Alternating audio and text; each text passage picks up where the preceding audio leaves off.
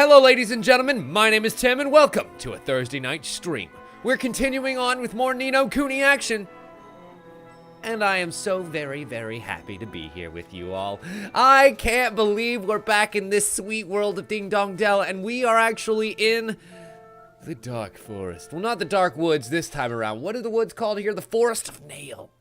And it's called the Forest of Nail because we're seeking out the master of the forest, whose name is in fact Nail. This is his forest, after all.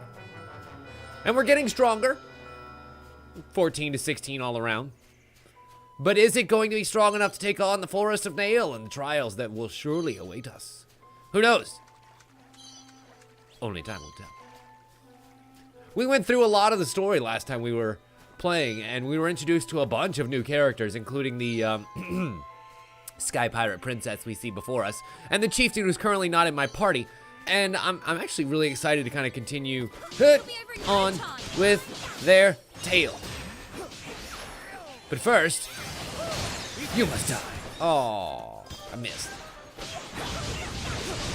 Yay, I didn't miss that time. God, apparently I didn't miss. I just, hit everyone behind me instead of the one person I was aiming for. Never you mind. Anywho, yoink. A bunch of gunk shrooms. Ew, look at how nasty those mushrooms look. Ooh, this forest is so pretty. That's one thing I really do love about this game, is just kind of looking around at all the new worlds and wondering why this tree is covered in, like, curse tags or anti-curse tags or, holy seals of some kind. Ooh, the Wolfram Spear. If only we can find that Wolfram heart and spirit. Let's see. That is a deep joke. Jesus. Upstanding spear? No, the feisty upstanding spear is the one that's gonna have to go because this Wolfram spear is a 50 a fucking a 6. That's pretty good. So, I've learned a few things since the last time we were here. And I'm gonna use my mouse to point it out to you. There are a few stats here that we weren't looking at before that are actually going to make a huge difference once we start getting severely loaded down with items and weapons specifically. These weapons have certain traits and values over here that determine their usefulness, we'll say.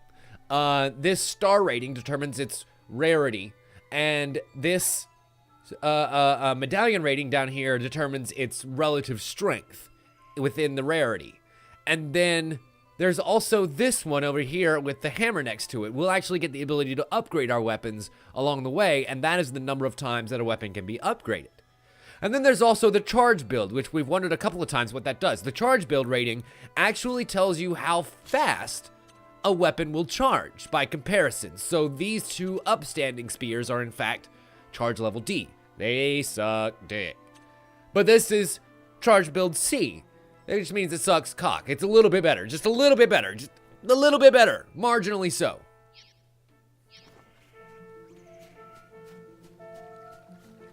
And we'll continue on with our merry way, having learned a little bit more about how these weapons are going to work for us as we move along. I see... I see more victims. Yep. And it looks like our higgledies are ready to be used too, so I'm wondering if I can maybe like... Oh, I can't reach that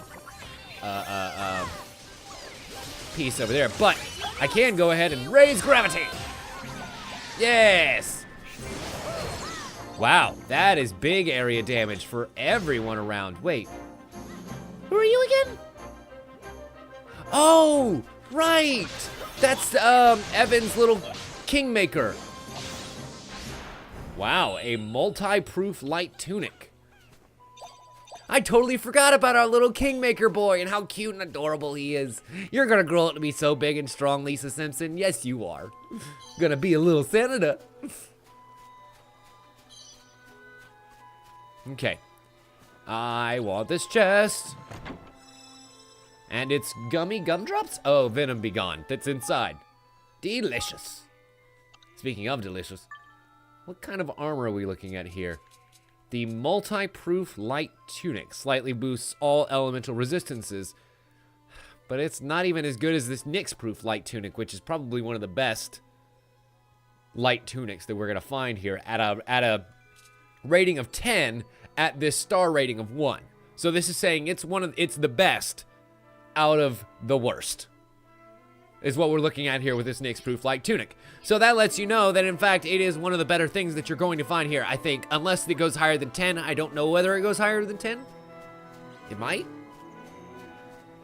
The thing that I was reading didn't tell me that part.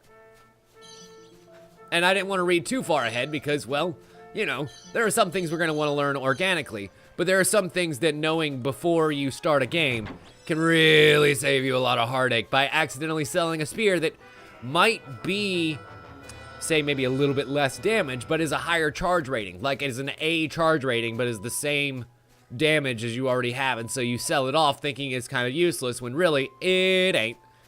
It ain't useless in the slightest. Huh. These big old briar thorns here. They look like they do you a mischief if you tried to touch them. Oh no, I dare not do us a mischief. We'll have to figure out how to get past those. And then there are the little floaty boys. They're so pretty, little floaty boys. I wish I could grab onto them and just gently waft my way down. But no, it's just a Pride Rock lookout point. Except for these big old spiky balls. But I have a feeling that past these spiky balls is going to be a hell of a shafting. So let's hold off on that for now. I believe we've already been inside of that cursed tree. Yes. So let's continue on this direction. Oh! Level 18 giant mushroom. Ooh. You look especially dangerous. Let me switch over to our good spear. And unleash hell! To arms! Wow. Okay, that was a decent amount of damage. I'm okay with that. Yep. Oh, that hurt. That was a lot of hurting he just did. I need to remember how to dodge better. Ow! Speaking of dodging, really should have been able to do it there. Yep, dodge. Yep. There we go. And you saw that Whamster Ranger's arrow breeze right past me as I was able to dodge it there. As heavy gravity lands and does so much damage. You guys, so much bonking damage. Take my arrows. Take my arrows. Victory. With my giant mushroom, too. Man, he went down like a chump. But I'll bet he tastes delicious. Put that on a hamburger patty, and you're looking at a good double mushroom burger. Actually, it's funny. A lot of people, we'll say. I was going to say vegans, but not necessarily vegans. I've had it, and it's pretty delicious. We'll actually substitute portobello mushroom caps for like a full patty. You know, like a full hamburger patty. And you're like, there's no way. There's no absolute way. The mushroom is actually pretty meaty as a plant. So it has the same, I won't say the same like texture necessarily, but it has that same kind of meaty consistency. And if you dress it up properly, grill it up nice, it can be pretty damn good. You're right. Yes. No, I did misspeak. You're right. It is a fungus. But still, my point remains. It's a delicious fungus. Okay, I think that's everything in this upper part. I just wanted to be nice and thorough. You never know. Okay, when it's going to be handy, haven't explored here the whole area, okay?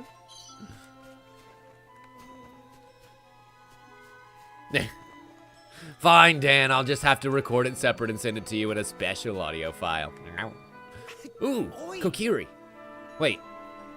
Please, you have to let me work here. You just have to. Oh, well, it's not that simple. You see.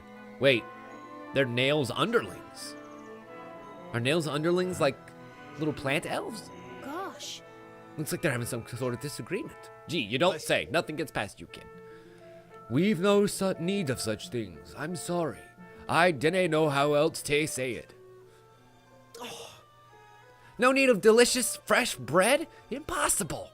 Wait, is he a cat? Yeah, he's definitely a cat. You see the ears tucked under the hat, and then also the tail. Duh, the tail's a big giveaway, but the tail doesn't necessarily denote what kind of animal it is.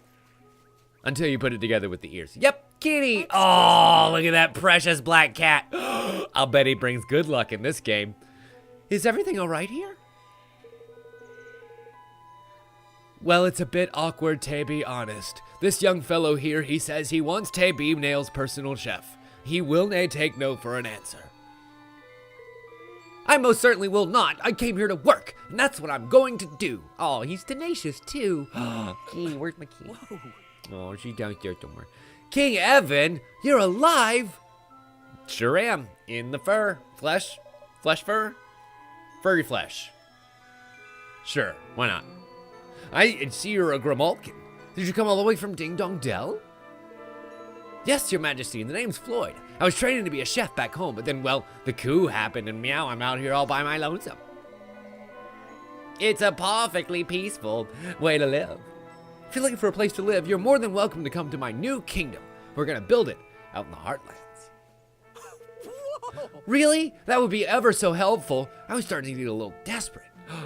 Wait, we have our first villager, the court chef. I've only gone as far as learning how to make bread, but it's ever such good bread, and I'm sure I'll learn more recipes soon. Sweet. A one-trick kitty. Sure. Should be good enough, chef. I mean, they cut off her head for saying let them eat cake, but all they wanted was bread. You can live on bread. I'll head there straight away. And away he trots. Aw, little kitty. Thanks. I'll see you in your new country. No, our new country soon. Wait, you're not, like, you might be my court chef, but that doesn't make you partner. Unless... Are you proposing? Oh, you make us the happiest man kitty in the world. Oh! You'll make the most delicious wedding cake. Oh, wait, I don't think he's proposing. Oh, he broke my heart already. Bad kitty. Oh, Crevens. The new black cats were really bad luck. You really saved our bacon there, laddie. We were really worried we needed to get rid of the stubborn wee blighter. I know, I really shouldn't. I should stick to my really blank. Ye're here to see Master Nail, presumably. Hi, Capone. Welcome, glad you could join us. Well, we're certainly not refusing ye an audience after that little favor. Through ye go now. Okay, which one of you was speaking? Which one of you was speaking just then? I need to know which one of you kicked me. No? Okay, fine. Moving along. We will go inside to see our boy Nail in just a minute. But there's a whole area down in this southwest or southeast part of the map that I really want to explore first. Just to make sure there's no especially hard creatures or super secret chests containing awesome items and loot for me to grab. You know, the usual. Ooh, speaking of wonderful stuff for me to grab. Jump. Oh, I'm going to avoid that big old stink cloud. Because I assume that would hurt real bad. And destroyed. Wait, and secondly destroyed. Wow, that thunder damage really did not do as much as I was hoping for. OBKB. Noted. Thunder does not affect mushrooms. Well, I mean, I guess that makes sense. They are grounded, after all.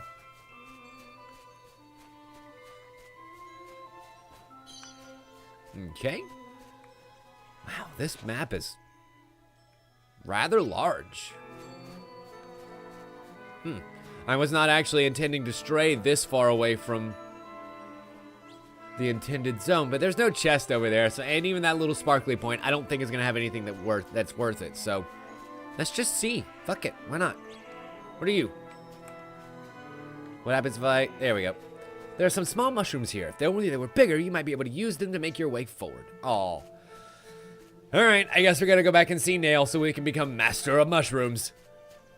The Jackbox had a stream earlier, and you learned a new detail about the new Jackbox. You don't know Jack. What is it, sir? I would love to know.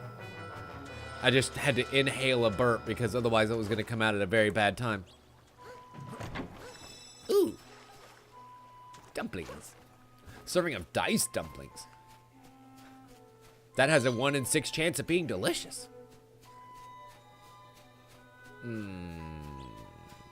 Let's see. Our new friends over here have deliciousness hiding behind them, a dollop of earthy sap, sun-kissed tomatoes, and more gunk shrooms. Gross. Ooh. Here goes nothing. Big boy respawn.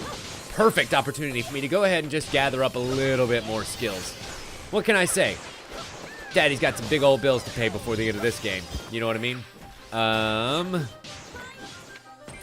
kind of wanted to try and maybe steal at some point from the big mushroom. That would probably be a good idea, right? Like, I feel like he's probably got some good stuffs hidden inside of him. Excellent. Level up. I see you over there. I see you over there. Oh, I was coming to help you kill him. A freeze guard's boots. Interesting. I'm gonna have to pick that up. Check that shit out. And a spring mantle. Ooh. Excellent. Let me go ahead and start checking. Spring mantle, not so great. Damn it.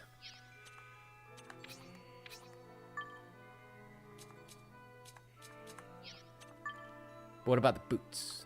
Smashy boss's boots. Just with less magical resistance than we have already. And then freeze guard boss's boots. Slightly boost resistance to freezing. But none of them are really as great as any of the boots that we have already equipped to people. Except for the fact that, well, the freeze guard's boots do in fact have just a little bit more magical defense. If not as much physical defense. And slightly boost resistances to either hammers or freezing. So I think for the chief, it might not be a bad idea to just go ahead and switch up them booty boots. Good job, Batu. Glad you can keep carrying on.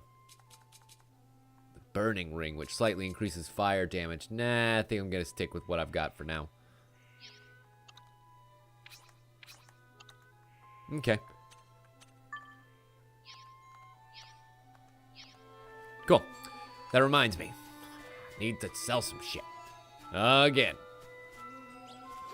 That's gonna be me every time we go to break. Is just let me find the nearest goddamn store and sell everything we've got that we're not currently wearing. Learn that the question and choices will appear on the device, so it should help the delay a little. And they're trying to work on little notes like that that help stream delays. You know something I just kind of thought about the other day? That is probably contributing to the Jackbox stream delay, even though everything is technically set to 0. Oh, you're cute.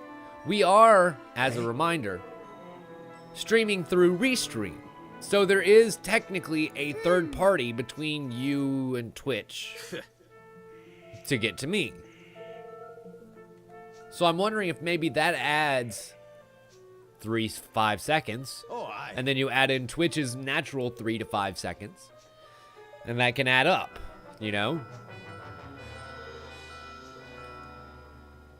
Howdy do. Aw, a little lofty down there. Get away with ye. That's your kingmaker? I've met kings before. They've a certain something about them. Dignity, ye kin.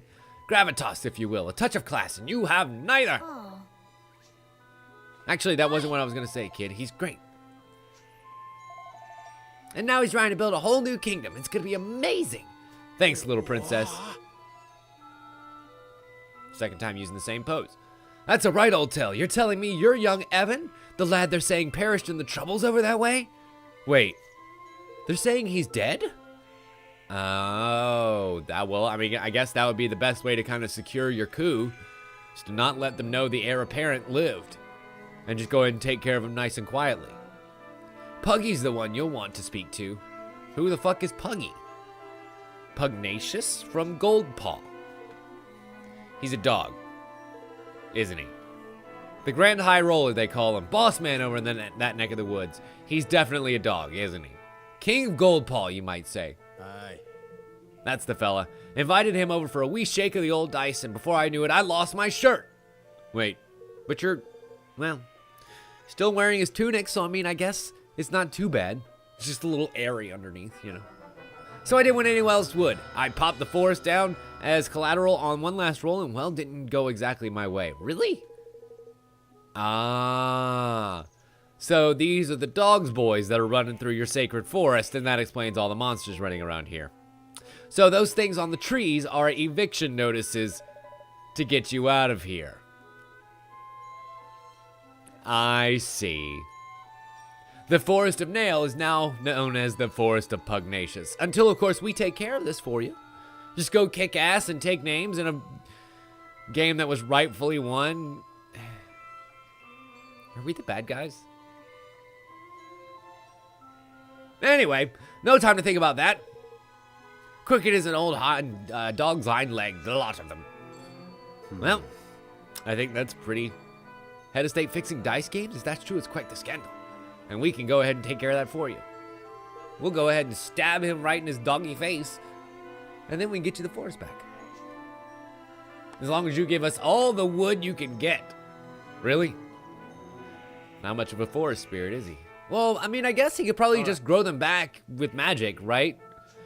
Deforestation probably isn't that big of a concern around here. In a world where trees can just be regrown magically very quickly.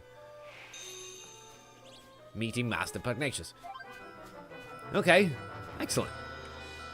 Let us go ahead and unlock the Sunny Patch Pond as a trip point. Just in case we want to return here again. And jumping puzzle. Jumping puzzle. Jumping puzzle. Nice. Oh! And a locked chest. The chest is locked. There's going to be an ability that we get before too terribly long that's going to allow us to be able to open that. And Daddy really wants it super bad. Because there's a lot of loot that we've had to leave behind thanks to the chest being locked. I want it. I need it. I need it in my body. All that gold. And where the fuck are we going? I guess out is a start. To the Jumble Woods. No, wait. Is it going to say anywhere? Is the yellow dot anywhere? Maybe I just can't see it. No. Wait, yes it is. Down there. All the way down there. Alright, Wiggly Way, I guess. It's one of the closer points, and I imagine where the arrow is going to be pointing us anyway. It's the only way we have access to that has a way forward that we haven't gone yet. God damn it. I tried to escape this hamster boy, but sadly, they found us. Good news is, we are more than powerful enough to be able to take these boys down. With no problem. What one would call extreme prejudice. Especially if I were to actually start using my heavy attacks. I've noticed that. I forgot about my heavy attacks almost entirely. And they have this whole second set of even more badass skills that I just never use. Pew. Wait. I can't. I'm not close enough to lock on. Pew. Pew. Oh, he teleported away. What a bitch. Oh well, whatever. I didn't really want to fight him anyway. We're going to continue on downwards. Sadly, we're still nowhere near strong enough to be able to go inside of that Coliseum up topside. So, oh no! We got surprise it took. Here goes nothing. Which resets all of my arms. Ain't that a bitch? Wow, I never realized that. If you get surprise attacked, all of your weapons go back down to 0. That's how they get you in this game. They can't really like set turn orders or anything like that. Whoa. That's what that is. We go Super Saiyan. We absolutely 1000% when we unleash, go Super Saiyan. And I wish that would happen at a more convenient time in battle. Boy, that would be nice. Wouldn't it?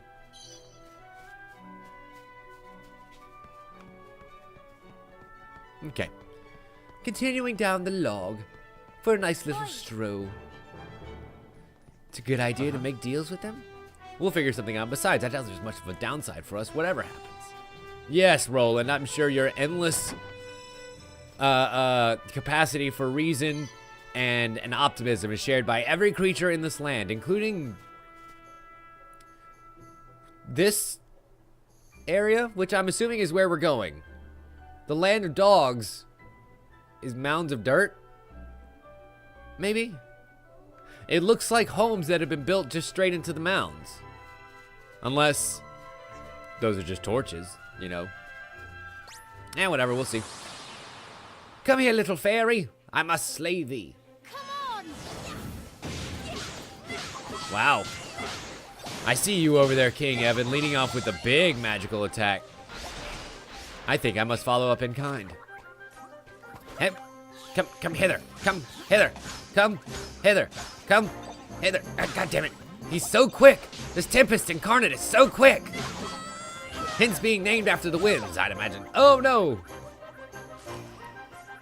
And then he just runs right into you to run past you. What a dick. What a dick. What a colossal dick. Get up. Good girl. Get up. Ah.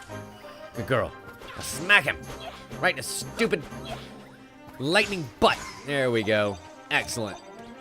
And I guess maybe he drops, yep, a whole bunch of green and clear prisms for the trouble that it takes to kill him.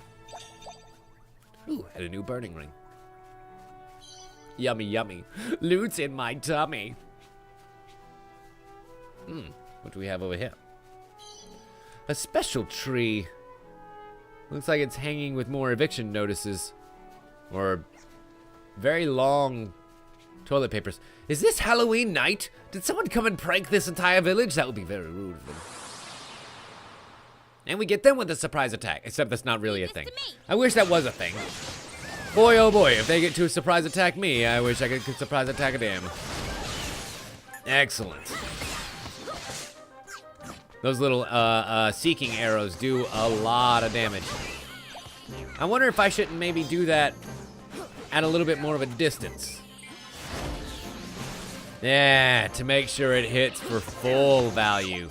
Okay, I gotcha. So that does make for a nice little range magic spell. Very much like the fireball, just without, you know, the apparent elemental status. Maybe it's lightning?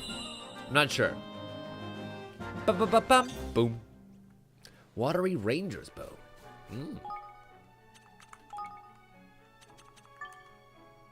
Nope. Nowhere near as good as this breezy barrage bow. I'm gonna need something at blue or better in order to beat that bad boy. Hep, we jump up the river like salmon swimming upstream. Wait, the hell is that over there? I don't know, but I want to find out. I love games that fill you with that kind of sense of adventure. It's like, ooh, I see that off in the distance. Am I gonna get over there? What is it? What am I gonna find when I get over there? Something to kill. Magma goose. Uh-oh. And me without very much in the way of water spells. Noted. But I do, my meters are set to killing. Really? There we go. I was about to say, I'm trying to dodge over here, but it's not letting me dodge. My meters are set mostly to killing gels right now, so I think that we're kind of set properly as far as our tactics. Tactics trainer, tactics ticker, tactics tweaker. Speaking of, I've got 12 battle points to spend here. Oh, no, I'm not. I'm not tuned towards killing them anymore. That's not good. There we go.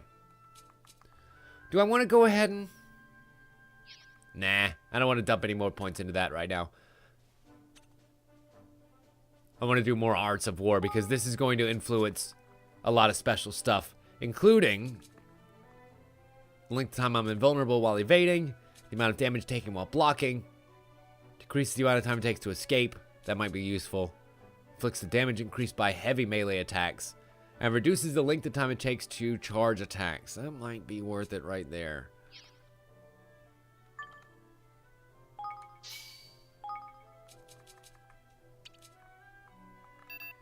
Okay, right now it's set to a level 2 boost. Because seriously, those charged ranged attacks are absolutely insane. Especially Roland's and Evan's. The bows are not so much. Like, because they spread out in such a wide area, they're not great for killing single targets, which by the time you get down to ranged, you only have a single target left. But in this case, being able to, bam! That ain't too bad. It literally only hit one person though, so like... Tain't the best it can do. That being said, the damage is good. It's just not great for its charged attack. So we get Roland instead. And... Pya! God, that's so great. That Kamehameha gun is the best. Turtle Wave Beam. Boom. Okay. So we can continue on down to this little kidney-shaped island down here, which looks like it has another A, really hard monster, and B, little set of ruins over here to explore? Maybe? Oh my god. Level 35, Manticore, Manticore, Manticore, gonna tear your flesh off of your face, Manticore, Manticore. And I also see that jelly out there in the ocean. Very bad. Another locked chest, a crimson crystal that I don't think I've seen one of before. And building collapsed on itself many years ago. You won't be able to go inside it in its current state. Whatever does that mean? Are we going to get the chance to restore buildings washed away by time? Or do we get to reverse time itself and go back to see what things once were? However will we get that? He wonders, not so quietly to himself. Meantime, I see a chest over there that we'll be able to get if we just follow the corkscrew. Follow the giant corkscrew all the way up. Yes, young Roland, the adventure takes you on higher and higher lands. You must climb up to the tops of all the world, old boy, jumping over thin little areas and ledges to get a goddamn sixth sensor. Great. Oh, a little Grimchilla. So cute. I'm gonna destroy you. Come on. The bad news about these clangers is, of course, they have the ability to block your attacks. So if you're not fucking careful, that last killing hit could end up doing jack diddly shit. Yep. Yep. See, this is why I switched off of Roland. He's just too goddamn powerful. But I see another teleportation point over here for us. Makes me happy that we ended up coming over here anyway. I mean, it is in the right direction after all, so it's not like it was a wasted trip. There is no such thing as in a game like this that has, you know, so much reward for exploring. But it is nice to know in the end, you are venturing in a right direction. Can I go down the water? No. Damn. No. But I can take the trail down. Yes. If I remember right, all the hell the way around here. Heap, hoop, hup, heap, hoop, heap, hup. All the way around here, back at the bridge, there was another chest. If I remember right. Yes! I knew my loot senses would not steer me wrong this day. What is inside? Oh, God. Another revival item, which hopefully I won't have to use for quite a while.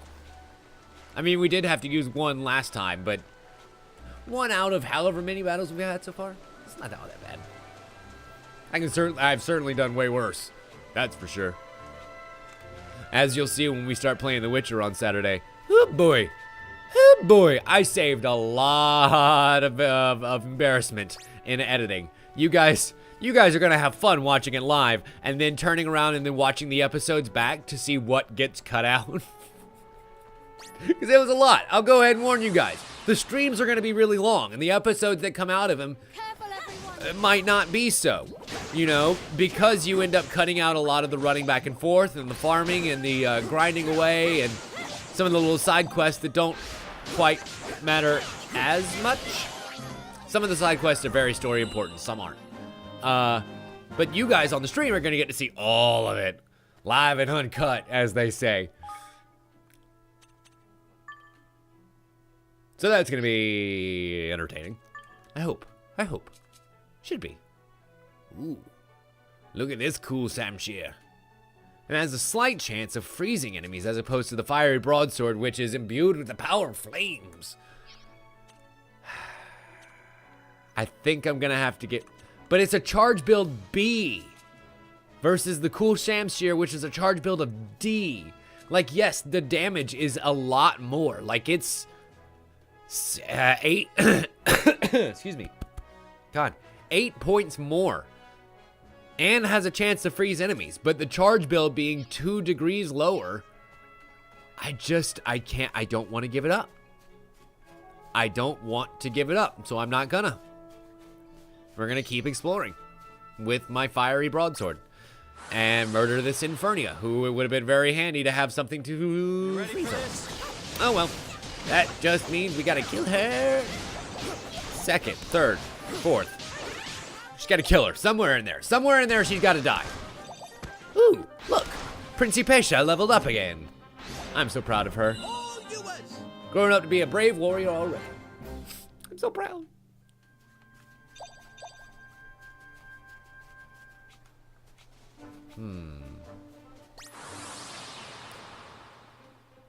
Again, spending a lot of time exploring places, but I probably should be progressing in the main story. I can't be asked not to get the lay of the land first, because then when it does come time to actually progressing in the story, we've got so many warp points unlocked that, like, getting there is half the time it should normally take. So to me, it's always worth it to explore the lands around where you're traveling. Because it's going to have us travel down the Sunrise Shore and into the backwaters and all that kind of stuff. So if we can go ahead and jump the gun a little bit here, maybe grab some of these higher level enemies, polish them off, grab that treasure chest over there in the corner. Yes, please. Who knows? Maybe actually have some level appropriate weapons and armor drop. Wouldn't that be a treat? Yep. Especially considering that, oh, well, I'm using a fiery broadsword on fire enemies. Let's go ahead and switch out of that. Especially considering that we still haven't switched out of a lot of our, I don't want to say lower level stuff. I'll say medium level stuff so far. I mean, I guess by the end of the game, which God knows what the max level is, it could very well be considered low level. Get out. Dire spiked wolf. You're not welcome here. Boom. I don't think I got any equipment there. I could have missed it, but I don't think I got any. Yep. Skipping along the beach. It's my favorite way to play, skipping along the beach. More herb. Oh yeah, baby. Get more herb for the 420 tomorrow. Ah, yes, the old high holiday. It's upon us once again. I won't be doing anything special for that, but I'm actually entertained by the notion that Funhouse will be. I saw that the other day, and it made me giggle a little bit. What is this new... Oh my god! That is a brand new ability that does a lot of damage in a huge area. I am okay with it. Oh. That's a new purple. That's a new purple, and it's for my baby girl. Doo-da, doo-da. I'm gonna enjoy clipping that. Oh my god! That is what we call self-destruct. Bum. At least in this world. Queasy spear, eh? I guess it's gotta be one of these upstandings. They're exactly the same. 60 and 40 with a charge build of D. But it's a rank 15 of this 1 star. Okay, so it does go higher than 10. Wow. Slight chance of poisoning enemies. Slight damage boost versus tainted monsters. Tainted monsters. Whoa, whoa. Tainted monsters. Whoa, whoa.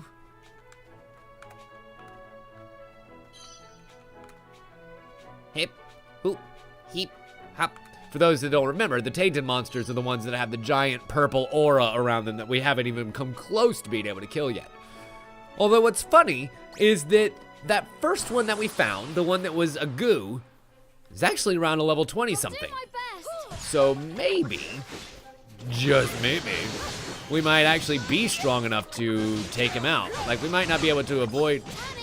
There's my regular dodge button. I was like, I know I have a regular dodge. Oh, man, he went into Metal Mario mode right before I was able to kill him, or land the killing blows. Oh, boy. Speaking of killing blows, that's not good. And unfortunately, Roland's almost down, too. Daddy needs to heal. Oh, boy, all 3 of them are dead. I did not realize that. Angel's Tear. Oh. I see. 1 Angel's Tear, in fact, revives the entire team. That's nice. Easy for having to use too many items over and over again, unnecessarily. Let me go ahead and hit our fly boy. Pew! Aww. The ranger did it.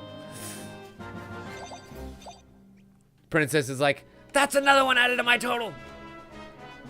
Ghibli says, no! Okay.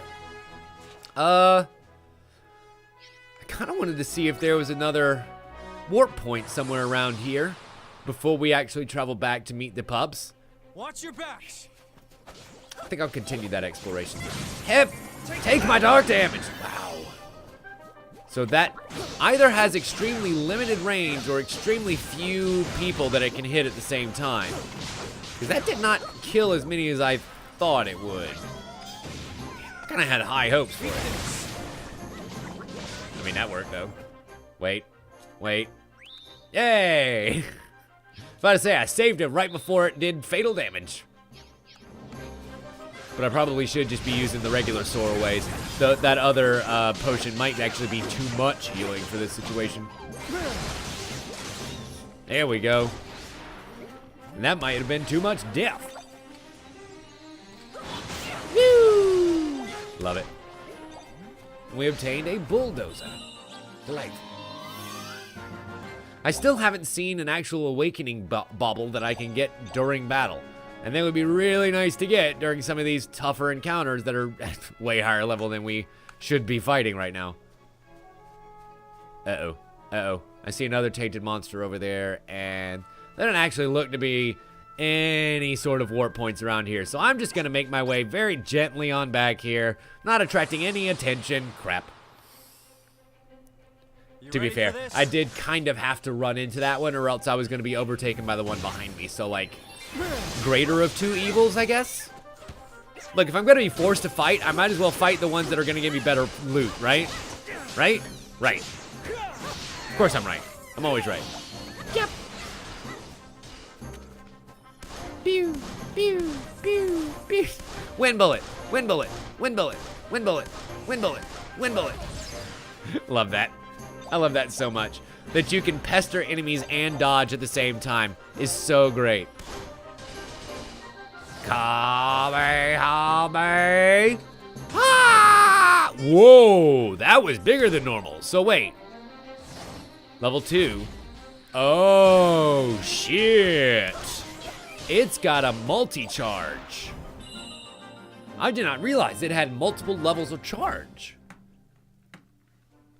That's pretty cool.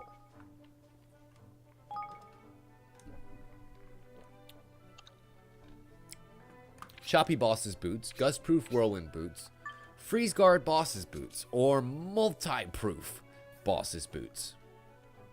We lose 5 to magical resistance, but all elemental resistances are increased, so, you know, I mean, what's good for the goose is good for the gander. That doesn't apply here. What the hell am I talking about? We might as well go ahead and get all resistances instead of just the one, right? Ooh, a prickled pepper. We picked a whole pack of prickled peppers. Come on! Hey, nope. Oh, I have no mana. I was like, oh man, I need to be able to kill things with my swords. But I had no mana. Now I've got plenty of mana. Lay down. Hey, King Evan, you should come over here and heal up, dude. Oh, wow, he actually did come over here and heal up. That's kind of nice. 1, 2, 3. Bloosh.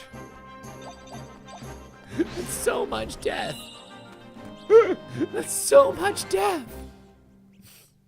Now that I know that it's a triple beam charge, that just became my new favorite powerful attack. It reminds me a lot of those, I don't know if anybody here has played Chrono Cross. There's a skill very much like that, because that game came out right around the time of Dragon Ball Z, reminded me a lot of the Kamehameha beam. And it just always kind of stuck with me as, well, a big blasted beam that at the time was about the size of the person. Like, this was still around the time when he used it in the first Kaioken times 3. So the biggest that it was that beam right there. We hadn't quite gotten to the whole Cell Saga and the size of a small moon. Oh man, what is that? Barrage bow. Oh yes, we already have one of those. How do I?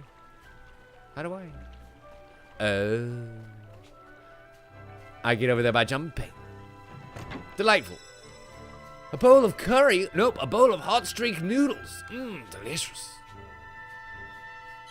And there's a windy mountain path over here that ends up leading us back to Master Pugnacious, but it also ends up leading us amongst these training fields.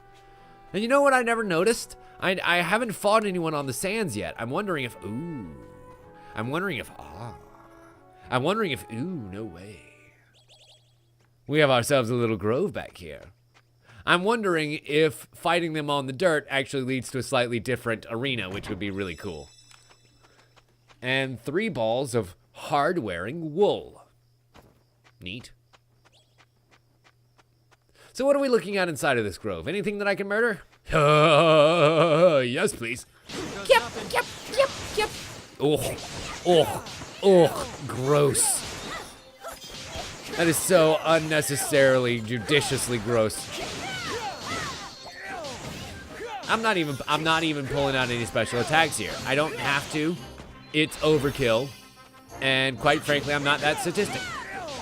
I'll just put them out of their misery, or my misery, or both. Both of our misery. Yeah, we'll say both. I didn't even get to make it over here. Nice job, boys. Okay. What else shall we find in this place? Besides things to murder. I think I want to play as King Evan for a little bit.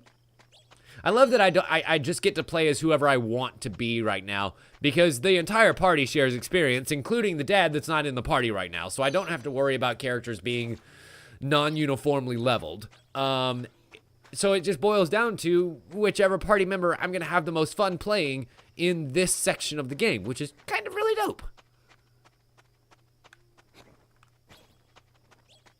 Most games either force you into a Oh. That's the Higgledies popping in. I was like, what on earth is making that noise? Am I blinking with this door next to me? Okay. In the Urt Grove, we found another one of these mysterious doors like we did in the other dungeon. We can't open it yet. It's locked tight. Bulls! And of course, there's no fast travel point here, or even outside of here. So I'm wondering if we'll find one just inside the town, and that's what we're gonna have to use to warp back here. What the hell? Oh, it's another big giant mushroom. Sweet. Actually, we'll switch over to Principesha. Because I'm gonna steal from it. There we go. That's our advanced stealing. And wait for it, wait for it. See if we can weaken it a little bit more. Now. Hip. Nice. We got a clump of green glade cotton. Okay. Maybe not the rarest item that we could have stolen, but hey, I'll take it. Oh, the enemy isn't carrying anything. Oh, well. At least we tried. We tried to steal from the fire fairies, but they weren't actually carrying anything of substance, so they just died. This area actually doesn't hold anything, unfortunately. I was hoping for at least one treasure chest. But then again, I don't know what's on the other side of those doors. Maybe that's where all the loot in the place hides, and you just can't get it until a certain part later when you unlock the ability to, well, find out what's behind door number 1. Or I guess technically like door number 3, or 2 that we found already. Hey, hoop, heap, hoop. I think we've only found 2 of them. We may have found more. But I only remember 2 right now. Heap, wee, wee, wee, wee. Just make sure there's nothing over here. No, like, little secret hidey holes or... Nope, okay. Just checking. You never know. Especially not in a game like this. Trying to decide whether it's faster to just jump or to roll. And I think it might be faster because it makes you, like, have that slight landing animation before you can roll again. To jump. I don't know. I can't tell. It might be just about as fast. And unfortunately, we can't jump down into the sand. But what about that chest over there? Oh, you know what? I'll bet you end up coming out the back of the grove. Maybe going over there. I can't see the with the camera. But it looks like maybe there's a back way out of there. Anyway. Okie dokie then. Into Goldpaw. Finally. Right?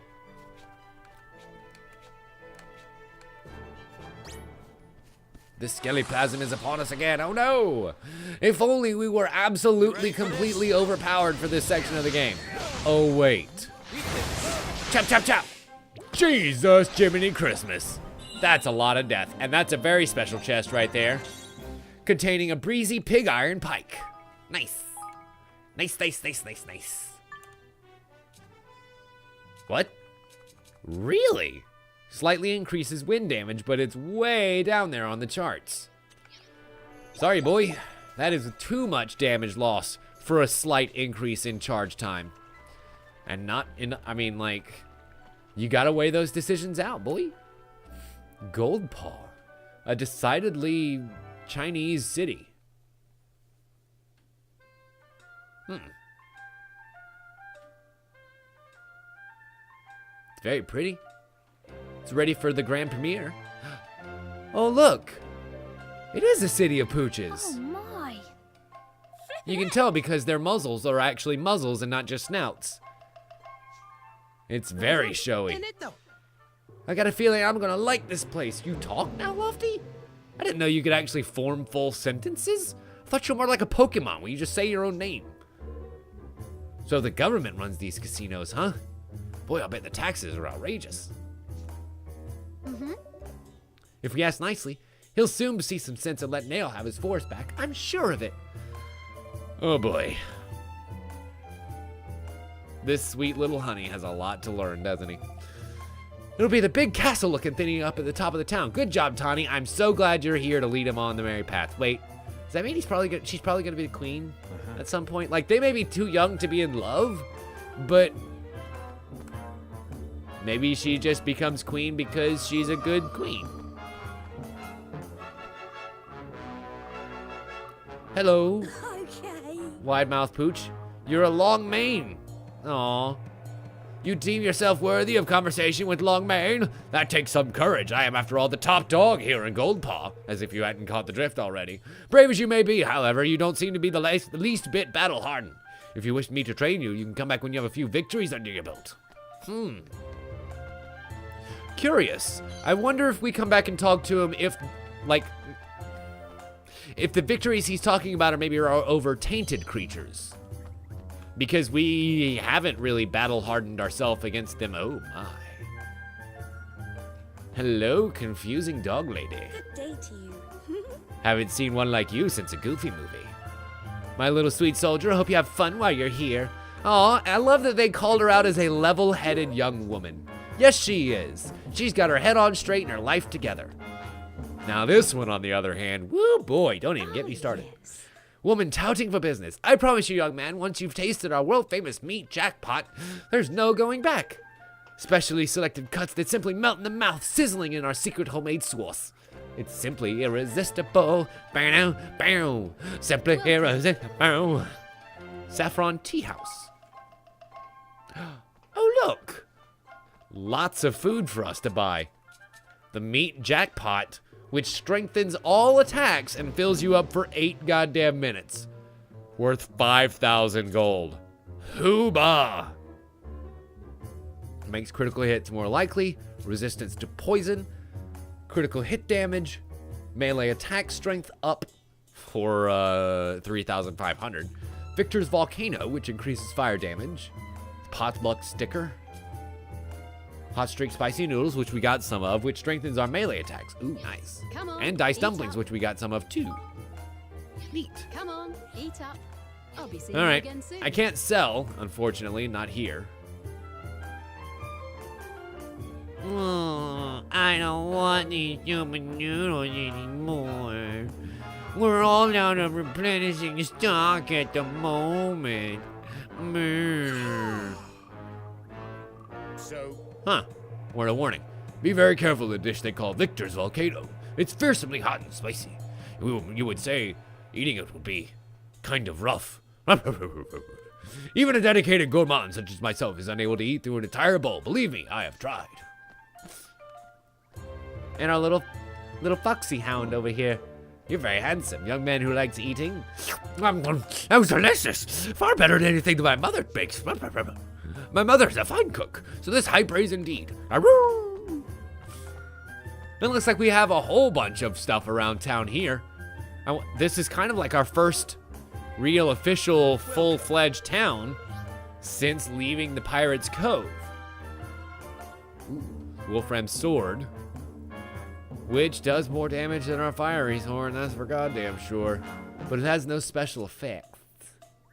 Same with the Wolfram Spear, but nowhere near as much damage to replace anything. The Platinum Axe, same deal. Sorcerer's Scepter, nah, even worse. Long Bow, nah. Blunder Buzzer, double nah. And I think we're good there. Let me sell some shit. Go and sell 1 magic muffler.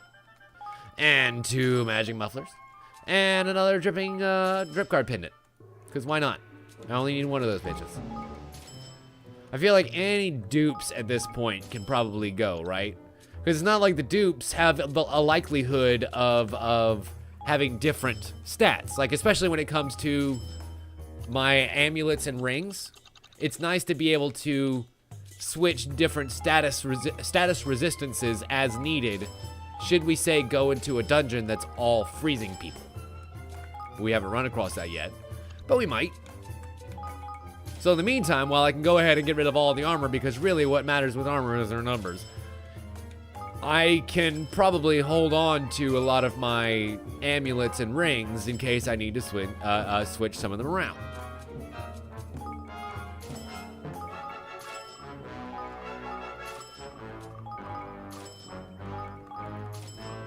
I'm going to end up with a lot of money by the end of this game. I can feel it already.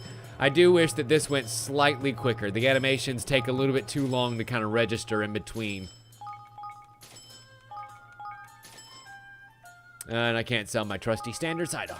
Damn. Question. Sorting system where they are based by order of their main parameter. Damn. I was hoping to sort them by equipped or not.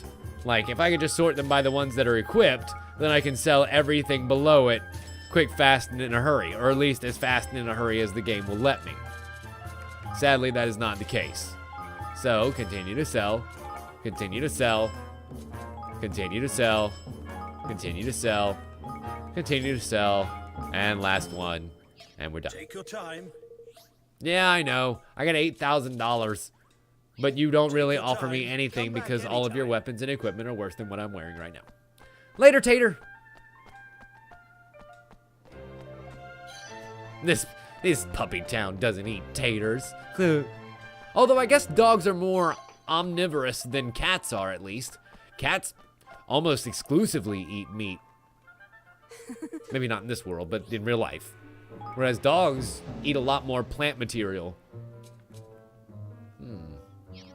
I mean, they do eat meat, of course, Thank but you very much. a lot more plant material than cats do by comparison. Hello, Queen. No, you're not late at all. The Queen arrives precisely when she means to. Look at this little puppy town. Isn't it cute? Are they playing Pai Sho? Looks like they may be playing Pai Sho. Begging your pardon. Oh. You must give me the knowledge I need. Tell me how to win a casino. Nope. People like you will never win anything, no matter how many times you try, or how much knowledge you are given. I would strongly advise you to stay away from gambling. Who do you know? You're not some sort of person who can see the future. I'm literally a fortune teller. Some people just don't know when to hold them. Or know when to fold them. Know when to walk away. Sorry. Oh, hello there. Arf, arf. They say that fortune tellers. Fortune favors the wise traveler that stays at the Dreaming Chamomile Inn. Yes. What's our health looking like right now? Ah, you know what? Our mana's a little bit low. We could use a rest without having to use a whole bunch of healing items and stuff.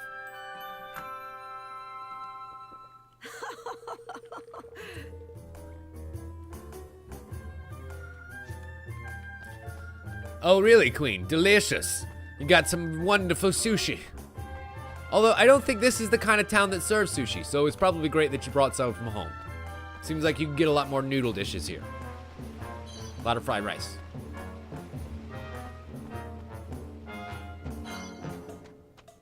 You know, it's funny. I would actually say that I like a lot more Chinese food than I do Japanese food. But that's just me. I know what I like, and it's basically lo mein and egg rolls. That's pretty much it. And the occasional batch of orange chicken. Damn it. Missed one. Hip. We're running on the rooftops like ninjas. I'm a ninja kitty.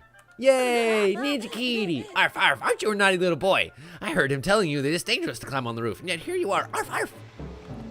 Well, you're dangerous too, little boy. Oh. At least I'm the king. What are you doing up here? No, what are you doing up here? Oh, we're not going through this again. No, what's mine say? Dude, what's mine say?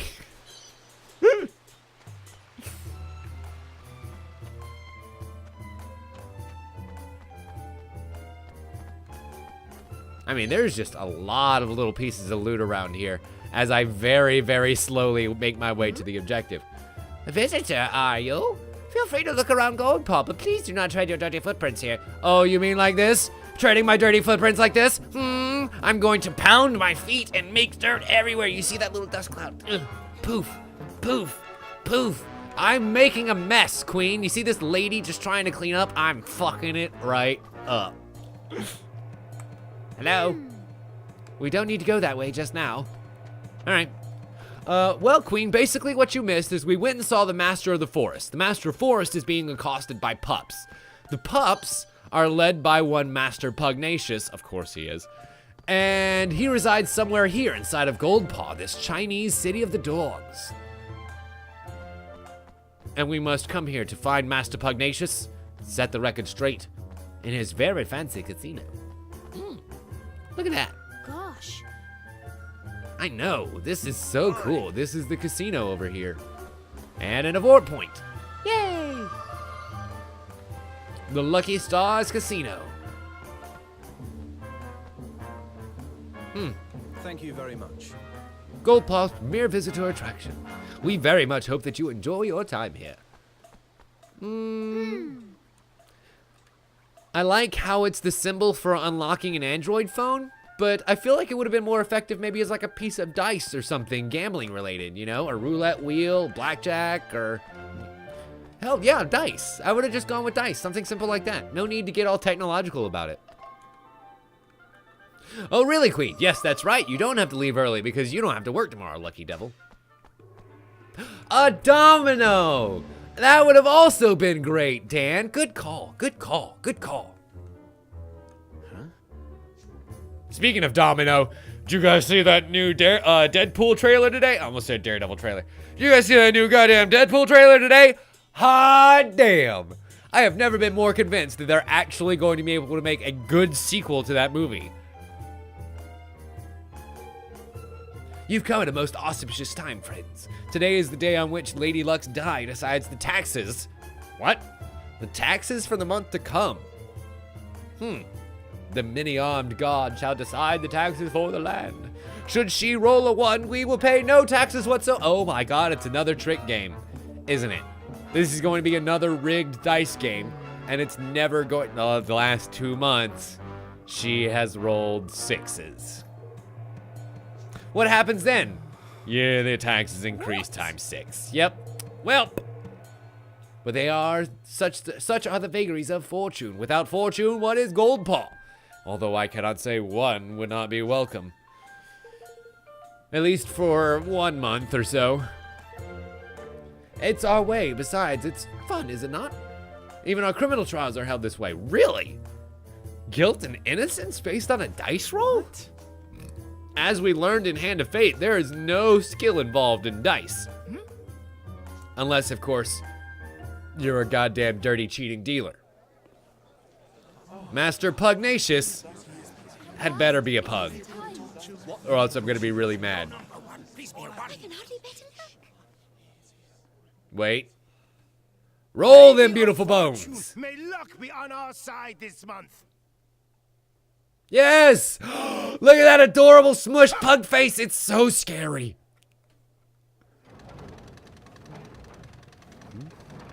He's gonna roll them beautiful dice footage. Triple 6s. Wait, and yep. Wow. Jesus. Oh, God, the jaundice. That is a lot of jaundice right there in those eyes. Man, really need to get that checked. The taxes for the month will increase 6-fold. Tighten your belts and trust to Lady Luck, fellow citizens of Gold Paw. All will be well. Oh well, all is the mistress of fortune wills it. Really? Nobody noticed that the dice went over back like, I'm gonna say 80 degrees and then rocked all the way back over to the side? Pugs really did get the short end of the genetic stick, didn't they? Terrible breathing problems, 0 leg capacity for carrying its own, ridiculous body shape. Like, they are the worst of all the traits of dogs, right? Right. Listen here. Pugs are not dogs. They're a mistreatment of genetic breeding. They're a failed experiment that has gone horribly awry. And when dog kind takes over the world, the pug is going to be what they point to and go, see how they tortured us? See? That and the lion cut. Those are going to be the 2 things that they point to. We must speak with Master Pugnacious. Only those with business may enter. We have business with him. We're going to speak on behalf of the trees. No one speaks on behalf of the trees. We piss on them. Wait. But They literally do. They literally do. No one. Say, How about we play you? Put the decisions in the hands of misfortune. Really? All right. I was going to go with something a bit more skill related than dice, but that seems to be the language they speak around here. Just a whole lot of dicey dice. I think we can accept those terms. For a second there, I was thinking about the Avengers trailer, and I was like, wait, which Peter? Because there's both Quill and Parker. And then I remember that we were talking about Deadpool, and yes, Peter is great. Gather what money you will and speak to me once again. I mean, I kind of got a shit ton of money. So you say 1,000 Gilda, I've got 8 times that, bub. Put me in the high roller suite. We'll play a round of red and black. The game uses 3 dice. I will throw 2, and you will confirm the numbers rolled. When we will decide whether the roll of the 3rd dice will bring the total of all 3 to 11 or more, or if it will be less. If you believe it will be 11 or more, call red. If it's 11 or less, call black. However, when 3 1s are rolled or 3 6s, red and black will be turned on their heads. What?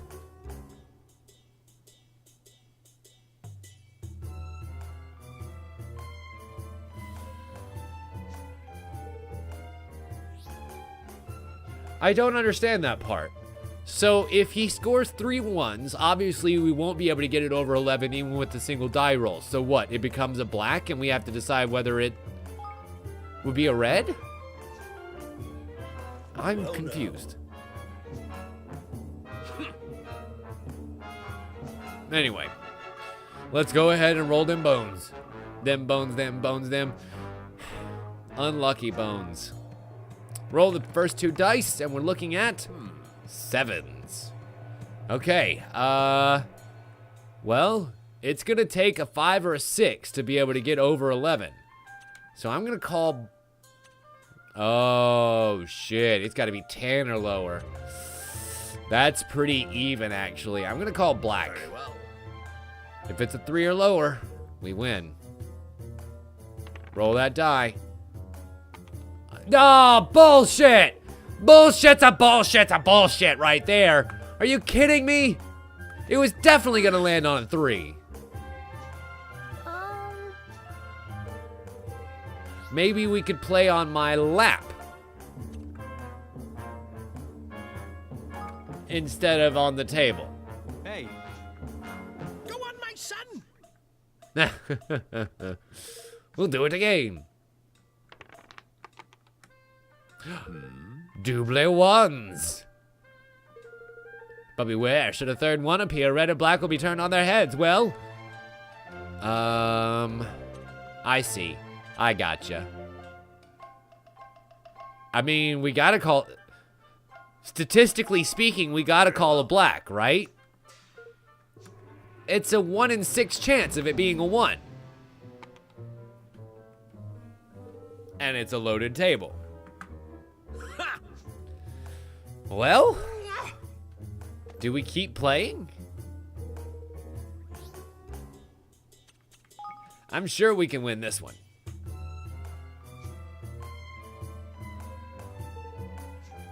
I mean, it doesn't give us an option to quit. Double 6s. Okay. Let's try the black. Because it doesn't exactly give me the option to back out, unfortunately. Ooh, tough luck.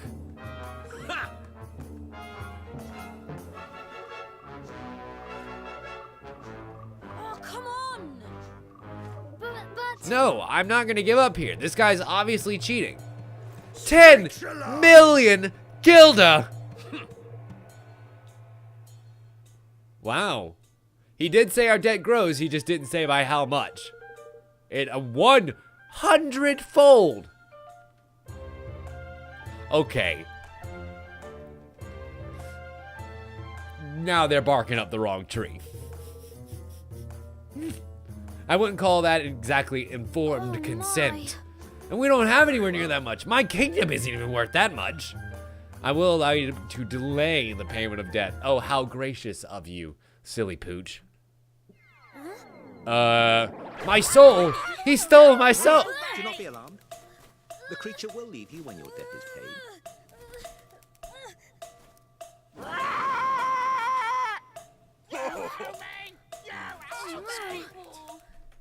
I see. It's a you owe me bird. It's like a howler mixed with, what's that witch bird Pokemon? I didn't play that generation, so I don't know. So what are we gonna do? We're no closer to meeting Master Pugnacious, and now we're 10 million Gilder in the hole. With this awful cockatiel following around. It's called a dewbill. That's so funny. A Murkrow. There it is. Thank you. Oh, I see. Half the flippin' town has some of these noisy tuttin' monkey birds following them around. And, of course, now we notice about the fishy third dice. Interesting. Wouldn't surprise me if there's more to that dice than meets the eye. Well, definitely a bunch of liars dice down there. I would say take over Gold Paw by force. After all, we are pretty high level by this point, but I say we need a few more spells before that. Can we get at least a full repertoire, please? You owe me! You owe me! Whack!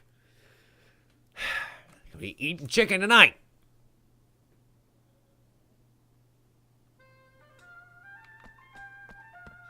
I wonder if the bird is just gonna randomly squawk at me. I kind of want that to happen. Just as I'm running around, we hear it go off in the background. Alright, let's head over to the casino. And I guess see what kind of dirty dealings done dirt cheap we can find over there. After all, if the house always wins, we gotta find a way to bring it down. Yes, the casino doors shall now open as soon as we can enter the secret code. Whatever is the secret code. Beep, beep, beep, beep, beep. Beep, beep, beep, beep. It's the tune to Funky Town. The house kindly asks that those are troubled by debt refrain from playing. But Evan is the only one that's in debt. So I can go gamble, right? I won't let him play any of the games. He'll just be watching. Is that all right with you? I guess so. If he's got a chaperone, sure, why not? Dumbass.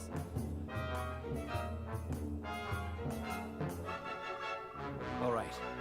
You may be the house, but here's the thing. Roland controls the IRS. And even casinos are scared of the IRS. So this is what the inside of a casino looks like. Wow! Alright, look here, kid. You're not going to be getting any free drinks or lap dances over here, so just settle in the Cirque du Soleil show and calm down while Daddy figures out what's going on here. Okay? Okay. Well, ladies and gentlemen, I think this is a pretty good place for us to take a short break. Squawk! You owe me! You owe me! Yes, I know, bird. I know, Norja Tutton Monkey Bird. We'll get back to you in just a couple of minutes. You're watching this on twitch.tv/TimLeftwich. My name is Tim Leftwich. We'll be right back.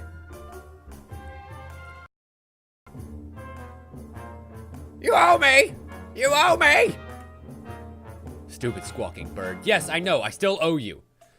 Hello, ladies and gentlemen. Welcome back to our Thursday stream. For our second half of tonight, we're gonna keep playing through Ni No Kuni. We've made it into the casino. And we have some information to gather. Hello, young puppies. What do you have to say about this place? I like being in a casino, even if I don't get to play. Jesus, is that a black eye or were you just born with that spot? What spot? You asking if I'm not playing simply because I spend all my money? Preposterous. I like to watch the action, that's all. Fine. What about you, sir? It's not uncommon for visitors to our kingdom to loudly decry the casino as a den of trickery. But that's a ridiculous assertion. Do they not understand that it is owned and operated by the state itself? Certainly they do not think the powers that would intervene to ensure the dice are always falling in their favor. Such behavior would be an affront to Lady Luck, our holiest of holies. If you ask me, such complaints are nothing more than those of whining losers. Except for the fact that it's totally true. Aw, it's the place where they want to exchange prizes. You would like to talk to me? How adorable. Such a shame I have so little to say to children. Aww. Just a little bit too young to gamble. And of course, we can't switch over to be Roland because Roland is over here. We have places like this back home, too. I guess some things are the same no matter where you go, huh? Yeah, people do love their debauchery and their gambling. Hey, didn't I just see you over there? Whatever. I can understand why you would. I suppose you'd be wondering at the admiring glances bestowed upon the bearers of these auspicious items, eh? Alas, they're only granted to select servants of the realm. You will not find them on sale anywhere, I'm afraid. Not even I, as a citizen of the great nation, would be able to obtain one. I would be able to give up on any dreams of owning it if I were you. Fine. No dice for me. I can't have any specially government-regulated and weighted dice. Fine. I suppose it's the croupers more than anything. They're all but impossible to outplay. No matter how good one hand may seem, they always find a way to turn the tables. They must be blessed with inexhaustible reserves of good fortune. But there's no reason to give up. If I, too, pay regular obeisance... Obseance? I don't know. I know that word, but I don't know how to say that word. To Lady Luck. Maybe the luck will go her way. Fine. We've talked to everybody we can and learned basically nothing. Other than the people here have kind of accepted their fate for rolling poorly for the rest of their lives. And it seems things are really fishy around. Oh my god, that's a big old IOU bird. This place is crooked as a wyvern's grin. Money! No! Jesus! How much debt did you collect? Couldn't help myself. Stand by and watch while there's fun to be had. That ain't my way, girlie. Okay. And it's like 20 billion. Mere pennies. Ha ha ha. Alright, fine. We'll have to get rid of these cockamamie cockatoos some way or another. Okay, we'll regroup back at the lobby and make our devious plans there. I imagine that making a plot to rob the casino right out in front of the casino is probably a bad idea. Hey, Batu, found your fucking bird. Can't believe how fat that thing was.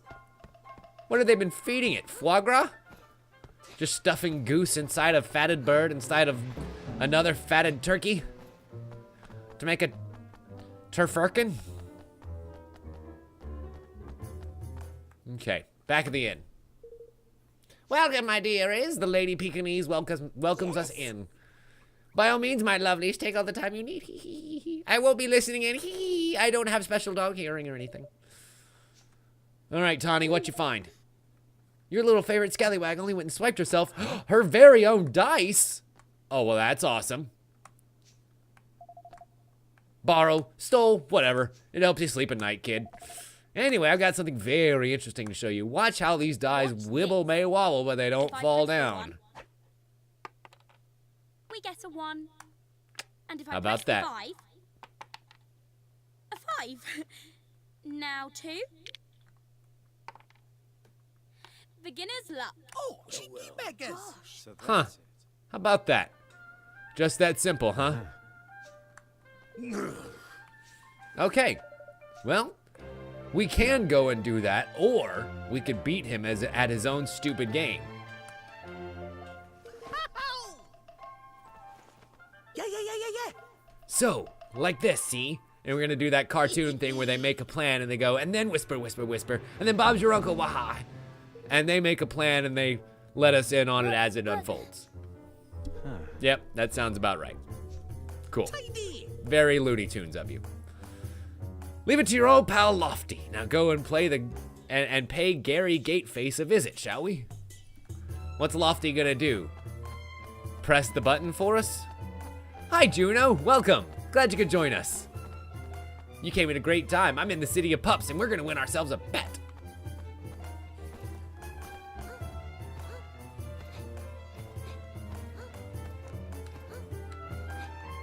I gotta admit, right now, our debt is looking pretty pawful, but we're gonna be able to get it down, no problem.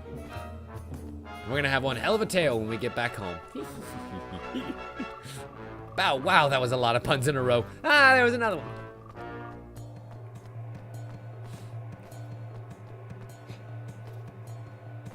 Trying to play some Fallout 4. Ouch. Well, I mean, your main problem is that you decided to play Fallout 4 and not one of the good ones. I'm mostly kidding. I personally prefer 3 to most of the other ones. Although New Vegas is pretty good. It has some of the better DLCs. As a whole game, I like 3 the most. To me, that one kind of has the spirit of Fallout and also the mechanics of the later ones in a very good mix. Where you're able to really influence. So, which will it be? We're able to do your conversation influences based off of your skills and all that good stuff because they got rid of that in Fallout 4, much to my chagrin. Oh. Are you fucking kidding me? A sonic booger is gonna trigger the dice and make it land on a 1. Oh, that's impossible. No, that Kingmaker's just got very good aim, and then he blew the finger gun of booger flicking. Oh boy. Yeah, exactly. You're the one that rolled the dice. What do we do? Ridiculous. Or are you saying that they're weighted in some way? Why, yes, Master Pugnacious. I beat this man in his own game, and he wasn't even there. Oh my God. I don't like Ladybug Man next to him. What are you, one of the big bad Beetleborgs? Where's Flabber? How are you holding him? It's Mandarin. Okay, then. He no betters. You know better than to cause a scene so close to His Eminence's private chambers. You're a little bit too guarded of the Master's private chambers. What's inside of there? Yeah, your stupid gatekeeper here tricked us into owing him a fortune, and he still won't let us in. We beat him in his own silly, stupid dice game with a booger. Forgive my foolish underling. If my good friend Nail sent you, and it's no trifling matter, that much should be the plan. That much should be plain. And to resort to base deceit and unforgivable transgression. Your debts will be annulled, of course. Come now, Tookie birds. Poof. Oh, wow, they were just magically poofed away. All right, then. Let us continue this talk inside. And whoa! Throw the gate guard in jail? It's a little bit harsh of a punishment. I mean, I guess that's to show us that he's serious about the fact that they shouldn't be cheating, but they're doing it all the time in the casino. Hey, you're rather handsome. How you doing, sir? Yapi, welcome to the official residence of His Excellency, a Grand High Roller Pugnacious. Please keep the conversation to a minimum and exhibit a requisite degree of decorum at all times. Okie dokie. How's this for decorum? Look at your stupid rug. I'm jumping all over it. I'm the king of the land. I can do whatever I want to. All right, enough of that.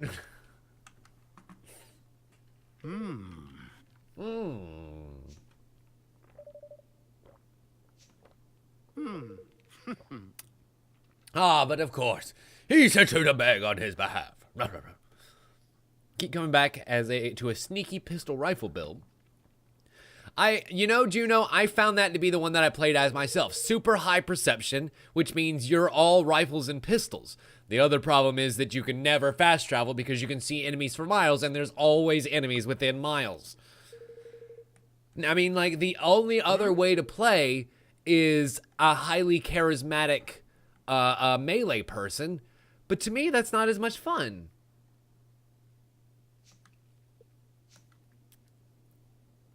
I like being able to kill things before they even have a glimpse that I'm there. And it also means you rarely ever use VATS. Unless you get yourself into trouble into close range where you're using your pistols. But I would warn you to proceed with the utmost care with doing so. People with gold paw will not take such an intrusion lightly. Thanks. Okay, fine. Let's go take a look around, shall we? Wait a minute! Oh, never mind. I thought he was going to wait a minute. But I don't like the way he was curling his little mustache. These outsiders do not know their place. Yes, master. Indeed, Master Pugnacious.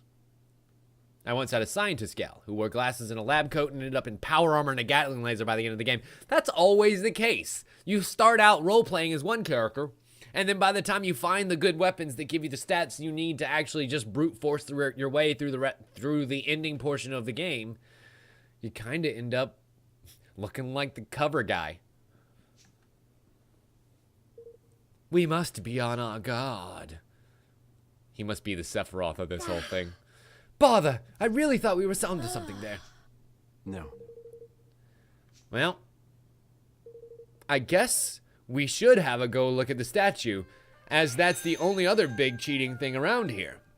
If we can figure out how that's being influenced, then we can prove to this whole town that this entire thing is a sham.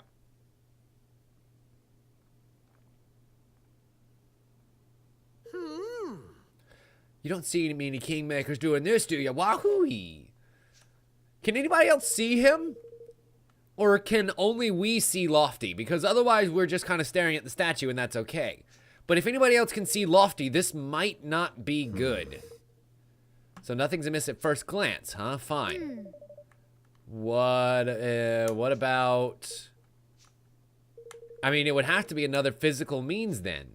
How dare Maybe a you? magnet on the bottom? Nope. There we go. They can see him, and now it's offending people. He's not my pet. He's my kingmaker. Master Pugnacious gave us special permission to go onto the statue and make sure there's no funny business going on.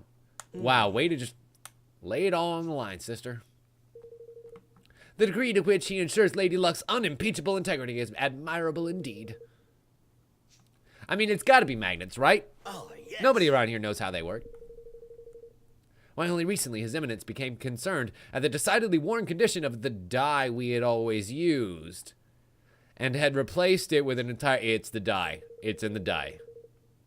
He dispatched a delegation of the most highly respected craftsmen to the deepest part of the forest to search for the finest wood available. I'll bet it's some sort of ironwood that actually is affected by magnets, if I had to guess.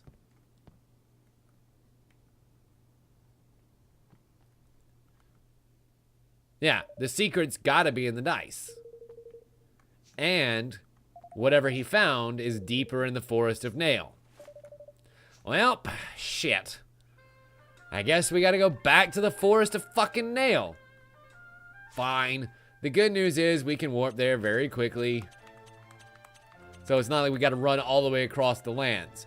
Back to Sunny Patch Pond and see Nail, who's gonna be able to, I assume, teach us the ability to get up on those mushroom paths and head deeper into the forest. Maybe. Hi, Nail. How did it go with old Puggy? Well, I mean, listen, we haven't won yet, but we are on the case. And we did find out the game is rigged all the way to the very top. Jinx. Little crafty wee roasters. Now all we need to do is get some proof that their funny business is affecting the Lady Luck statue as well. You haven't noticed any people from Goldpaw doing anything here recently, have you? They were heading up to the old woods there, but to be honest, there's so many beggars traipsing in and out, I couldn't keep track of them all. Okay, fine. Oh, unless we can cast Quicken Growth. So I wonder if that's going to be able to affect more than just the mushrooms. If we now have this Quicken Growth spell, it makes any plant grow fast. Nice. It's a bit of a pain to go down that way. If you sling the spell at a few toadstools, you'll find the going a bit easier. Sweet. Thank you. She just called him Twigwig. I mean, he is literally wearing a crown of twigs. So, you know, it's not inappropriate. Just slightly disrespectful. My jaw is cramping up for some reason.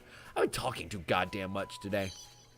And you know what I didn't do before we started? I didn't do my mouth stretches. I think it might be a little bit of column A and a little bit of column B, Dan. That's a good assertion. And yes, I know how mouth stretches sounds, and it's not as dirty as you think. It actually does pay to stretch some of the muscles in your jaw. I don't know if you've ever taken the time to say, like, massage these muscles right in here. But if you ever have, you may notice that it actually releases a lot of heat and a lot of pain in a lot of people. If, say like me, you tend to grind your jaw a lot, and I really do. Not meaningly, just 1, 2. Wow, that's a lot more arrows than I was previously releasing. I need to realize more often that my abilities can be charged. Especially someone like me who grinds their jaw a lot can really benefit from learning how to massage those areas out of all the tension that they have. And doubly so if you're going to be talking for fucking 4 hours nonstop.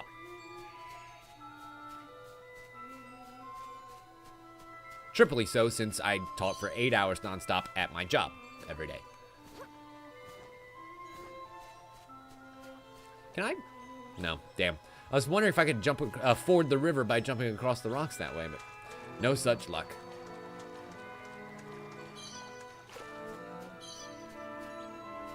Heap. Okay. We must make our way up topside here, but that gives us another opportunity to defeat this mushroom. And as soon as you can say mum's the word, Mind if I do? I'm snatching. Nope. Didn't manage to steal shit. I was gonna say snatching something valuable, but he had nothing valuable. If I do, this will Yoink. knock your socks A off. monstrous mallet. Yay. Unfortunately plain, but you know what? I'll take it. Oh! We got that awakening, son.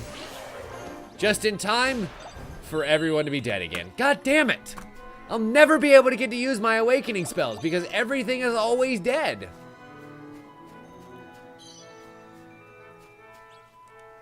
I guess that's what I get for being extremely overleveled. And thanks to this quickening growth spell, those toadstools Gosh. become stair stools. Yay! Dunk, dunk. More eviction notices littered around the place, as we learned. That also explains why they look like kind of a Chinese seal tags, because they're from the Chinese pup town.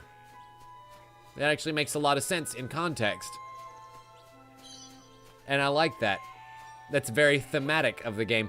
And it's funny, I was kind of talking during the break about how much different land we've seen since this game has began. We haven't seen anywhere, you know, frosty as of yet. That's still something that we haven't breached.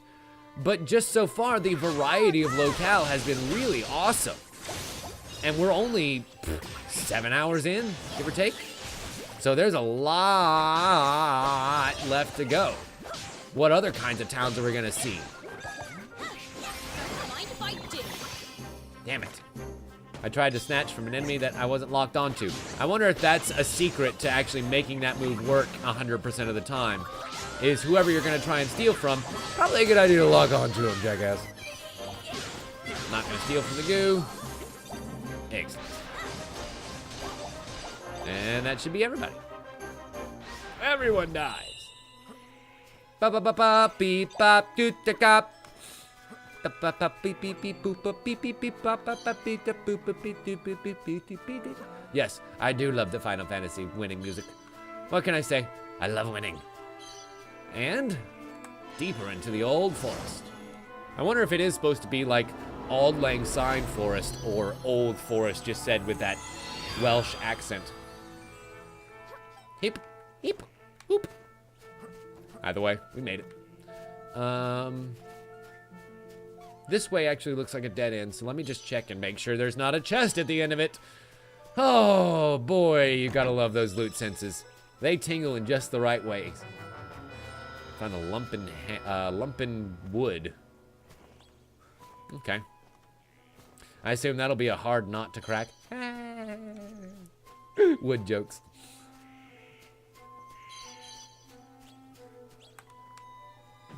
What can I say? That's just a sample of what's to come. A punishing wolf ram sword. Don't mind if I do. I'm actually gonna take a look over here for something. Can I replace the fiery broadsword yet? Slightly boost critical damage. Oh, with 25 more attack. Oh, what's Evan looking like? Evan actually has really great weapons right now. So really what I should be looking to replace is this fiery broadsword. That charge build B though. I mean, yeah, it's C versus B and it's 25 more damage. I can't ignore 25 more damage. That's too much extra damage. And yes, we are losing the built-in fire damage. Yes, we are losing the extra HP recovered per attack and stuff, but I think 25 damage per fucking hit is worth it. Even if we hit an enemy that was weak to fire, it's still not going to do an extra 25 points of damage, for fuck's sake. Alright. More healing items, more healing items, more healing items. And it's time to destroy once more. Excellent. Now that we have swapped things up a bit, that becomes a bit more fun to kill. Wait a minute, what are you? A breezy Samshir. Dope. And I think that's everybody. Yay!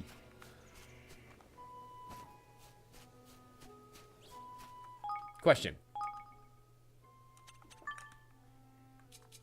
The breezy Samshir is right about in the middle. It's not quite as good as the Wolfram swords that I have, and it is better than the Greenling Glaive, but not by enough for me to replace anything. Now that being said, you have a bleeding edge here. Increases MP use and ability damage. Should I replace that with the breezy Samshir? Charge D, charge D. To slightly increase his wind damage. But I don't think he has any wind abilities. No. Wait, he does. That flurry is in fact a wind ability when charged up to 100%.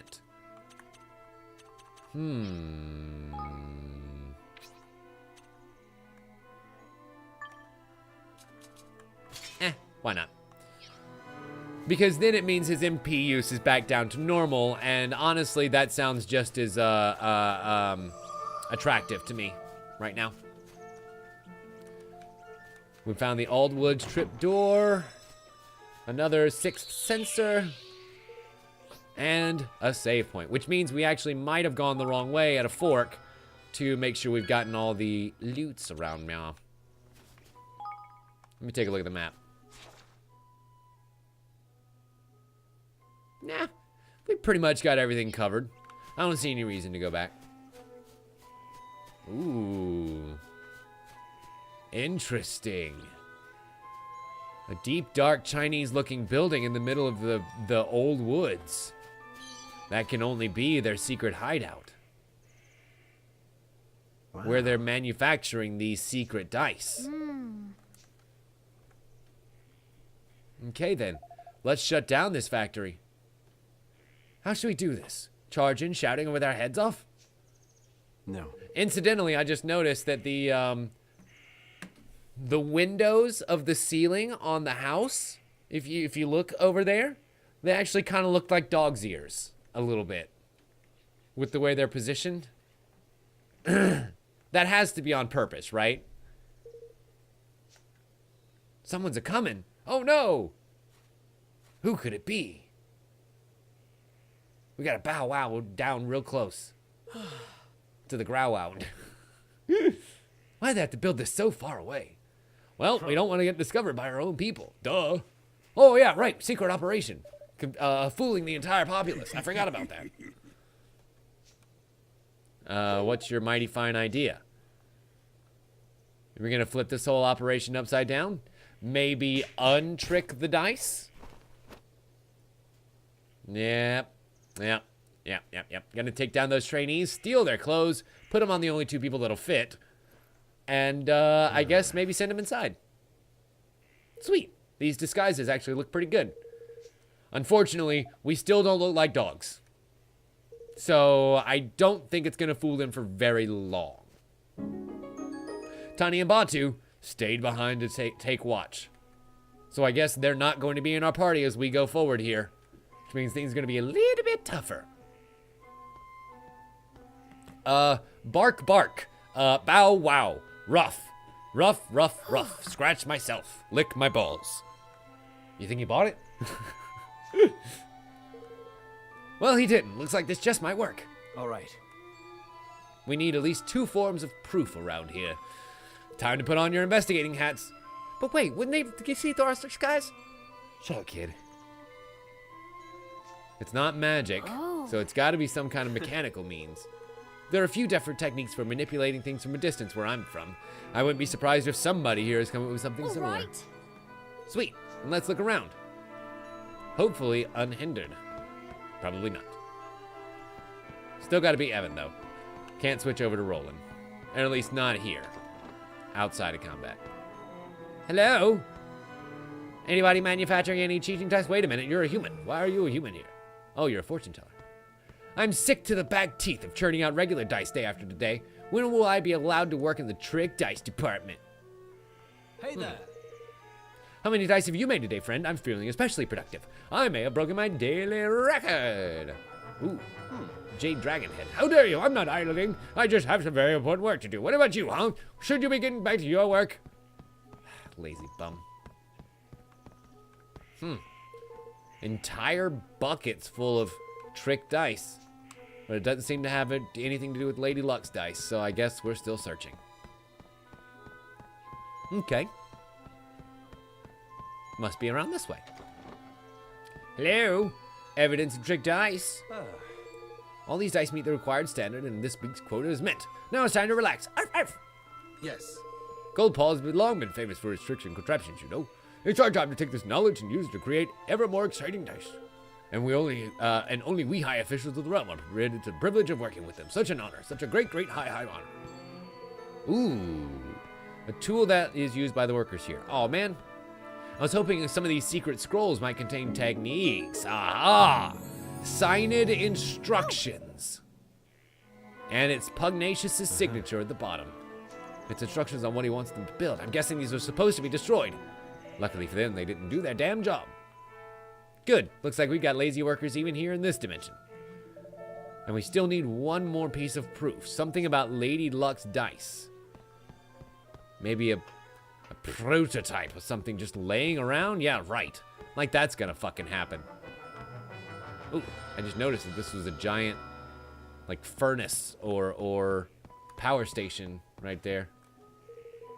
None of them appear to provide any evidence of wrongdoing, however. What do we have here? Workplace for making special dice. Ooh, a remote device. Oh, I see. So they make these remote devices for controlling dice, even the ones they can't touch with their hands. It's just like we said. A lucky guess, though. Anyway, Pugnacious must have one of these. Okay, then. And it's also how we're going to make him pay dearly. By turning his own tricks against him. A taste of his own medicine, if you will.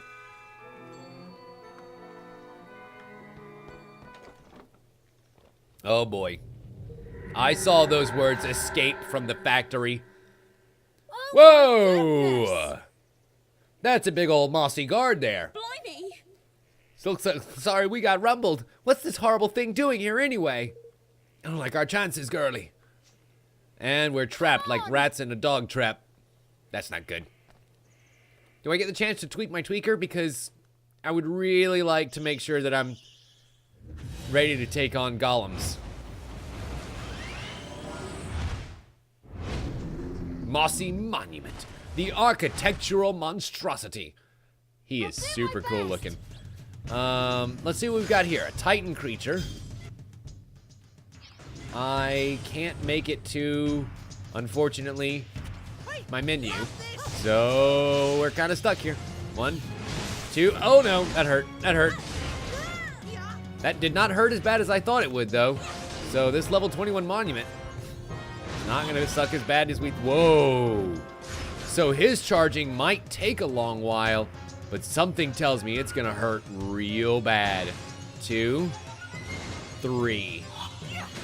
Whoa! That's a lot of magic missiles. That is, talk about casting in a level 9 fucking spell. Damn! Alright then, let's get in there and get dirty. Uh-oh, uh-oh, uh-oh. Speaking of getting dirty, that mossy boy just ran all over my ass. Wait, if he's made of moss, how about the flames? Well, it certainly did a lot of damage.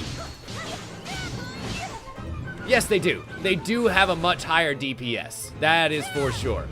But it's still pretty cool. Wow, I can't believe I actually dodged that attack. I expertly dodged his little hit on me and got a watery barrage bow. Perfect. Phew, I thought me goose was cooked there for a second. It almost was, and then mashed and squished and run right the hell over. We found the device Pugnacious uses to control the dice's movement. It's this little handy detonation trick. Evan, I need you to make sure you're okay with what we're about to do. We will be interfering directly with another country's affairs. This is a big deal. You might be king, but you're not king of the entire world. Stealing from one's own people is unforgivable. So we're just going to lead a revolution, create a vacuum of power, Yeah. and install a new government that's friendly to you. Okay, sure, whatever. And now's the time to implement it.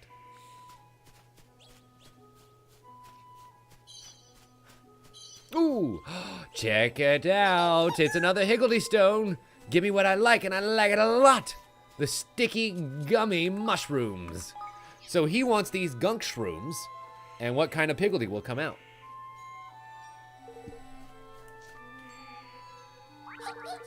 That's what I mean. It's the greatest offering I ever did seen. Whoa. Is that a water Piggledy? Mutton Bane the Mushy. has decided to join me on my adventure. Okay. Sure is a water piggledy. Higgledy Boom is what breaks out the cannon, and boy, oh boy, do I love the cannons. But I need my wind piggledy. I don't think I have anybody that uses any light piggledies, so I think I'm going to switch him up with you for right now. And then he's got same, which creates more higgledies when attacked with their own element. Flimsy, which decreases the enemy's physical defense. Higgledy Sploosh, a water spraying cannon appears. Awesome. 2 cannons to come out and create the boom. Sicker Quicker boosts the chances of inflicting status ailments on enemies when awakened. That'll work. And then I believe that for Tani and or Batu, we have a brand new bow to equip. Easy, breezy, barragey, the beautiful bow. Damn. That's a dope bow. I wish that there were slight differences, you know? Like maybe just a few more adornments on the outside of it or something. A few more bumps around the edges. Either way, let's do this. And you're right, Queen. Tani did get a new ability. She earned Spark Spike. Which one do I want to maybe? Whatever. Wait, what? She did learn a new ability.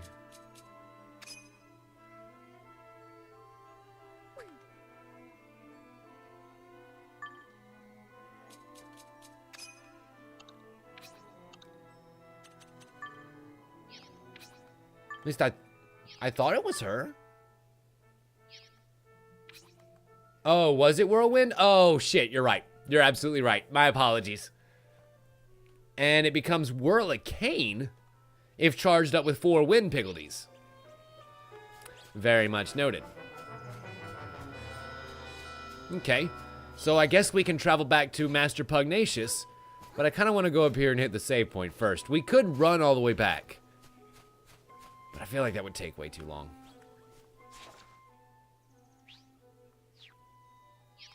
I actually just remembered that there is a save point right outside of Master Pugnacious's place, so we can go ahead and head on back over to there.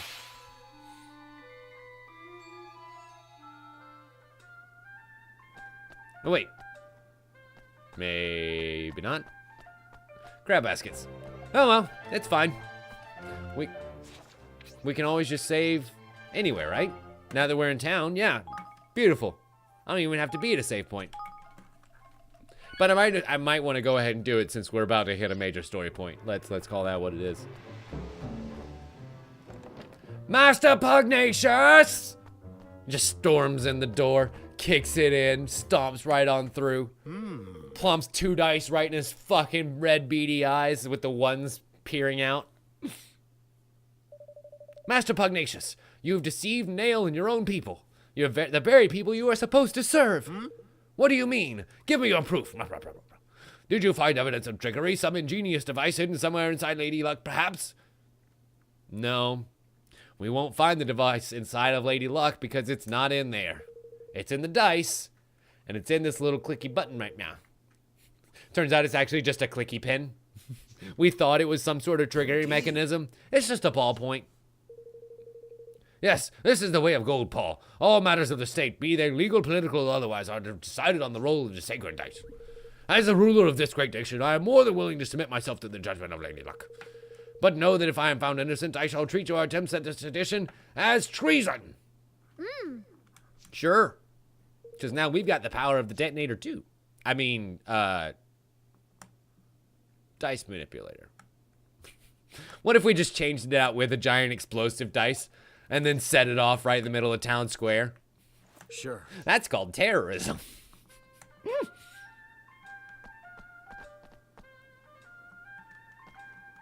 Okay, let's do this. Let us begin the trial.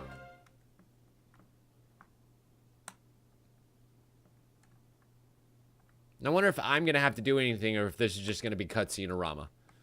Probably cutscene-orama, right? I hereby convene the trial by fortune of Master Pugnacious, Grand High Roller of Gold Paw. All hail him! Being the defendant, his evidence will be unable to preside over this hearing. As such, it falls to me to discharge his duties. Discharge the dog's duties. Make sure you give him a walk for that. I hope you'll forgive my doubtless clumsy efforts in this most unfamiliar role. Okay. The Grand High Roller is submitting himself to his own justice, and guess what? We're dressed like Phoenix Wright. Where's my attorney's badge? Oh, well. We're from America, not Japan. He stands accused of dereliction of duty, specifically the knowing deception of his people. How do you plead? I intend to prove this court that Master Pugnacious did knowingly and willingly, with the aid of a network of his most trusted retainers, defraud the very people with whom he was entrusted. Furthermore, I will show that he distributed devices amongst his accomplices which were used to carry out this deception on a grand scale through manipulation of dice rolls. A heavy accusation, young man. I doubt you have found evidence of some trifling chicanery amongst the lower-level officials, but to allege that this administration, that the whole of it is complicit in such behavior is quite representing. I did not, and have not, and will never engage in sexual congress with that woman, and also dice rolls. Perhaps you will permit those present to withhold judgment on the matter of your innocence until I have presented my proof. Objection! And we give up the signed instructions as proof. Your name on a document that says you, sir, gave very instructions on how to deceive your people. Ladies and gentlemen, I present the prosecution's key exhibit, the dice manipulator. He wanted to call it a detonator. No. It was an expression of shock at the brazenness of their shameless act. I swear I've never seen this document before in my life. People can forge my signature all the time. It's literally just a paw print. We all have them. Why don't we let Lady Luck be the judge of that? Oh, crap. I forgot about that part. It seems that both sides are satisfied to entrust judgment on this matter to the mistress of fortune. Let the dice roll begin! Time to show the people of Goldpaw just how badly they've been misled. He's gonna roll a critical failure. Or failing that, somehow roll a 20 on a 6-sided dice.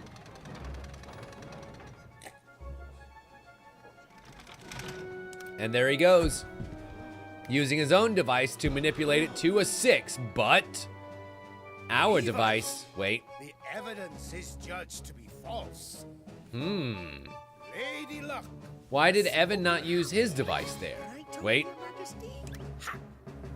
There it is. Ah. Completely after. I see. And now we're literally just gonna have the dice moving everywhere. Something is wrong with the die. Like a Mexican jumping bean. Which brings us to the crux of the prosecution's case. That Master Pugnacious knowingly... Your Honor, I object! Dice are not supposed to move this way! No! And there's the device. You see, I've got a matching one right here. This remote control thingy. Oh wait, we're not gonna bring out a matching one?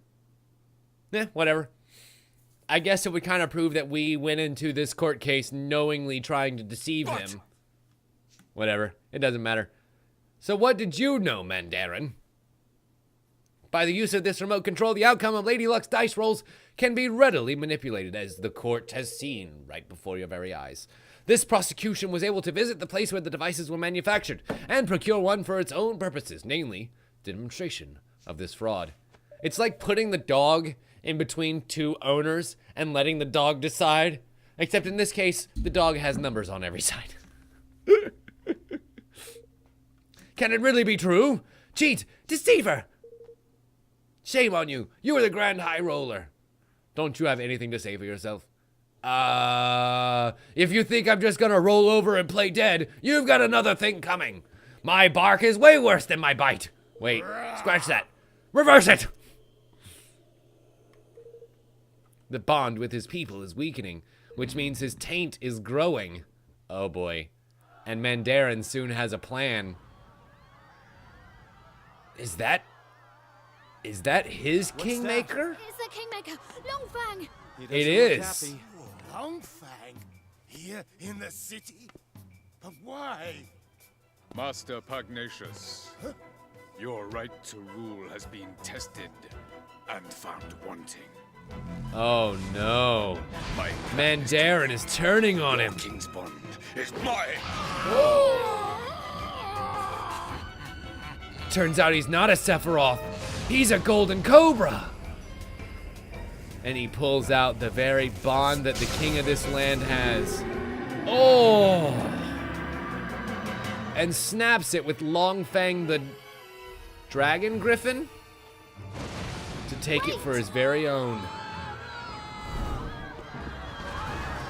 But does that set the dragon free to do what it wants, or does it put it under his control? And also, does it kill the king? Both things are very bad. Very, very, very bad. Oh my God. Butcher, Baker, Kingmaker. That's great. It just raised this entire area in an oh wait, no, it must have teleported me. Okay, got it. If we don't do something, it'll eat up this whole kingdom. And transport it here. You went wrong there. Fine then. Time to kick some Kingmaker ass. It's a Kingmaker gone all doolally. A blessed realm maker. Realm wrecker, excuse me. Alright then. Well, let's smack some sense back into him, baby. And what happens to power you can't keep a lid on? It comes flying out right at ya. And the places where it comes flying out are exactly the right places to wallop. Hit him where it hurts, and you hurt him good and proper. It turns out, Juno, that these are magical clothes. Everyone turns out is naked right now. Careful, I know, everyone. that's weird. Just run with it.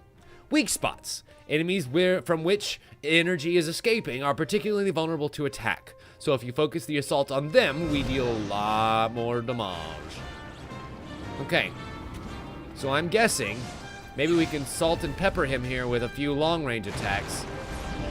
But we probably want to be ready to dirge. Yep. These little hot spots on the ground. They... Higmakers. Born from... let's see. Higmakers are mysterious entities that have absorbed the powers of Kingmakers, giving them the ability to exploit their weaknesses when enough of them gather. They are born from items into which the Kingmaker has instilled its power. Interesting. When enough of them gathers, a gold circle will appear, and we can call on their always impressive assistance. I need your help. So stuff like this, we should destroy and release these Higmakers. Interesting. A weak point to do more damage. We'll go ahead and kind of start here. And once we wreck this shop, sweet. Brings down the face, and we fuck it up. Oh my God, that was a lot of long fang damage to the face. Switch it, and turn and burn, baby. Switch it, and roasted, toasted, and burnt to a crisp. Gotta love it, babe. Okay, we'll return to more Higmakers. I have a feeling we're really close to having enough. That's 4, I think, on the field right now. Ooh, here's another cannon. Oh no, that was a lot of fiery breath. Question. Can I salt and pepper you from here? Love it. Even when I can't reach him, I can at least hurt. Oh, really annoyingly. It's like the tiniest little mosquito that's ever bothered you for hours on end. Pew, pew, pew, pew, pew. All right, more Higmakers coming out. Wait for it. I love that they get destroyed rather quickly, though. That does make it easy. Ouch! That was a lot of death on the field. Wait a minute. Was that the golden circle we were looking for? I think it might have been. Okay, another Higmaker on the field. That's a lot. Oh, here we go. Always spectacular help. A fireproof barrier. Well, that's nice.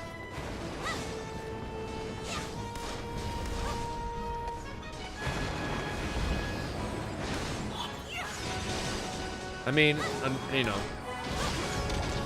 Wow, really? We can just stand right inside of this barrier and not have to worry about even the meteors falling down. Alright, Dan. I really wish we had got this maybe like right up next to him, but you know what? That turns out to be exactly what you need in order to survive that attack. Because otherwise, I'd imagine that would be pretty fucking rough, you know? Let me actually switch characters, because I'll bet you that other characters have, yeah, abilities that are ready. Like Cross Slash. Hot damn. Ow. I walked through the fire, and it burned like a motherfucker. Oh, and I don't have enough mana to do his ultimate, but we didn't have to. We killed that motherfucker anyway. Turns out, the Long Fang can be chipped down to size if you whack it hard enough. Yay! That's 2 bosses wrecked in one night. I'm very proud of us. And Master Pugnacious is thankfully still alive. And we're back in the square. But nobody's here. The crowd is gone.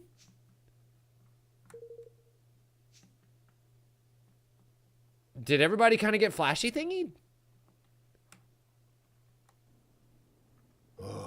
I've done the unforgivable. My desire to lift my kingdom out of poverty became an all-consuming greed. That weakness made me vulnerable, and he exploited it. Oh, you mean Mandarin? Are you gonna put this all off on him? Are you kidding me, dog?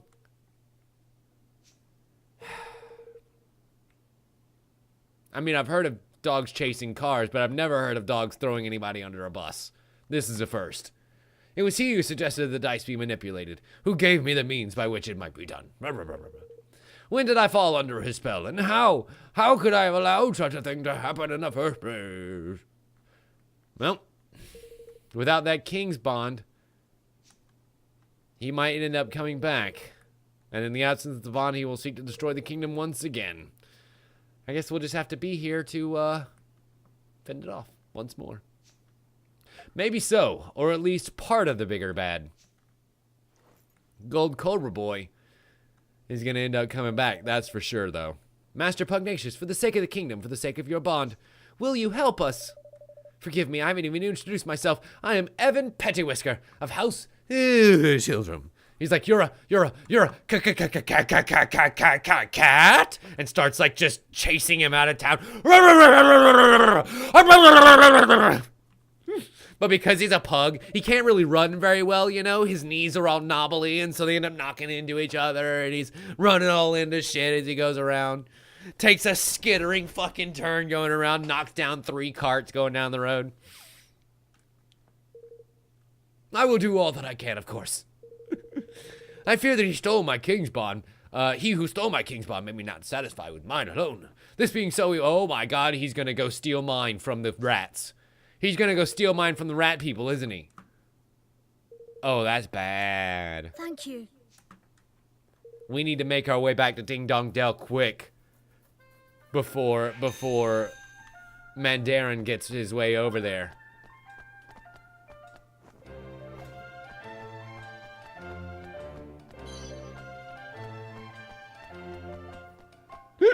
Yeah, basically. I mean, like, Master Pugnacious looks like in his day he was probably pretty badass.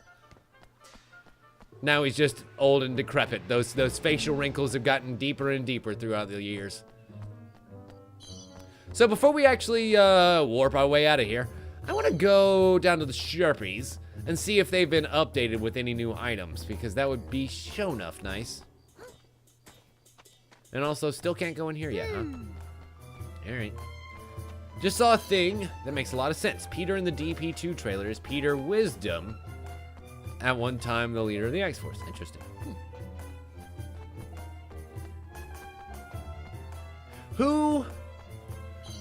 What was the name, like the real name of Multi-Man?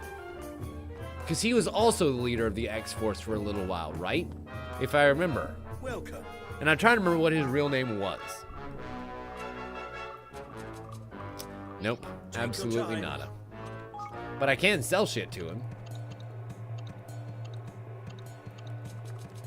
Denixing.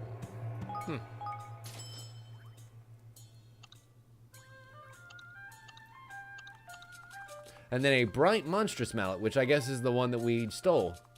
Alright, hey, we stole 90 gold worth of stuff. That's profit. Take your time. Come back anytime. I think it was Matt something as well. I just don't remember. I remember him being a great character, though. And there being some really neat arcs that they could play with that. I wonder if that means they're thinking about... Because you could spin off an X-Force series without Deadpool. Deadpool can kind of keep going on his merry way. Oh, Jamie Madrox. Thank you, Queen. Yes, that's exactly what it was. You're absolutely right. Because you could have the X-Force continue without Deadpool. And he could just run into them along the, I'm sure, multitudes of movies that are going to be coming between now and the end of the Marvel series. Which I still hold the opinion, if the whole end of the Marvel universe doesn't end with Deadpool meets the rest of the Marvel universe and just, does that storyline, I'm going to be real mad. I'm going to be real mad. I'm going to be 80 years old, super pissed, shaking my fist at the screen. They didn't do it right! The comics were better! I'm not even able to see anymore because my cataracts is just completely covering me.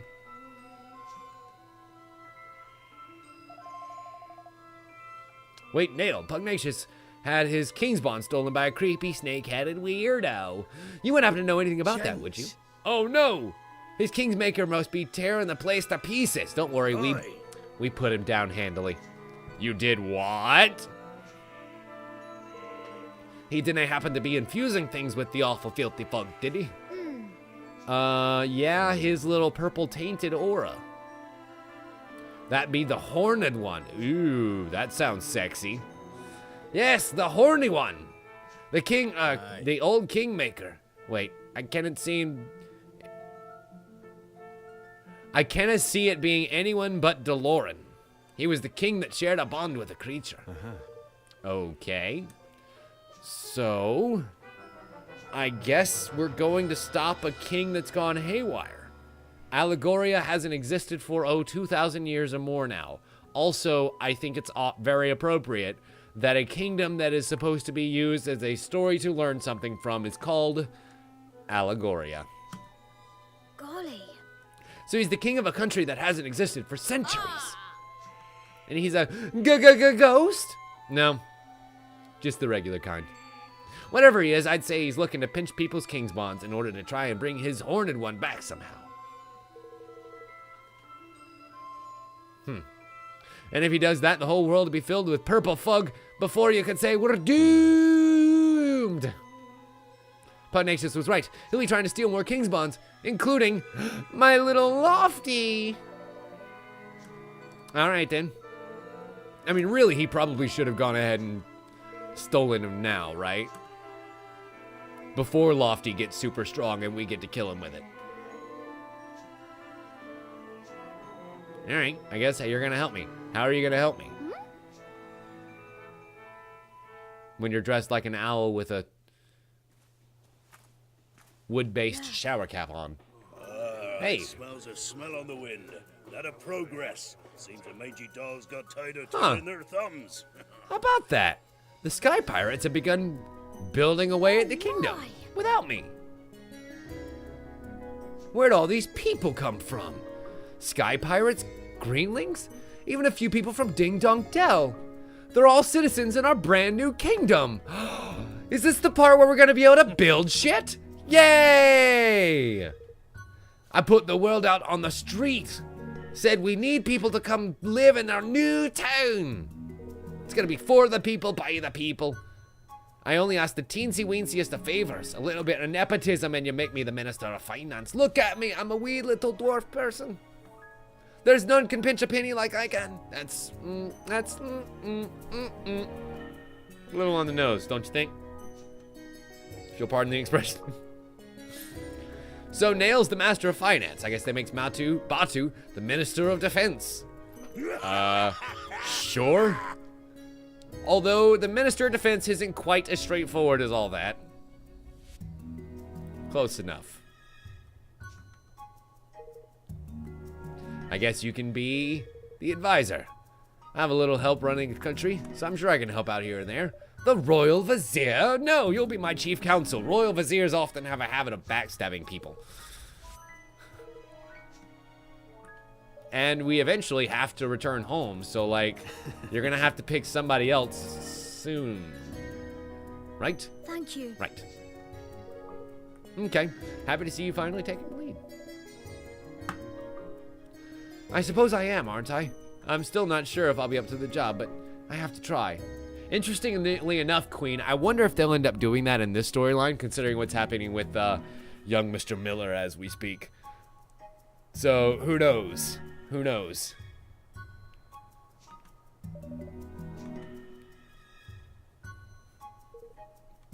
Flip, man! I almost forgot! If we're building a kingdom, we need a proper tidy name! What, is Kingdom Come all over the place not good enough? I've decided to call our kingdom What? Evermore. Well, what do you think? Quoth the sparrow, Evermore? Sure. We'll take it. No, it's from an ancient story. The story of a great kingdom whose people were so happy they wished for it to last forever. Huh. Wow. Nice, Dan.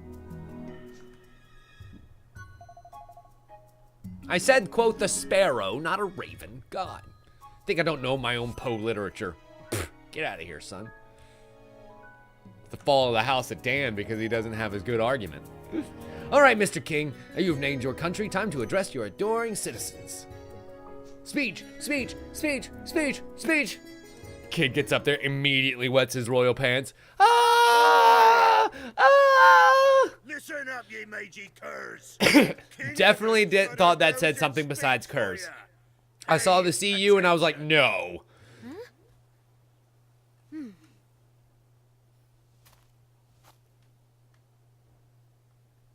Thank you all. Building our new kingdom won't be easy, but we will build it. And they will come. A beautiful, bountiful all over the kingdom place. We need a where ministry of everyone cleanup can on live Isle Jizz. happily ever after. Wow. I want you all to join me on this journey. The road ahead may be a long one, but at the end of it, there is hope.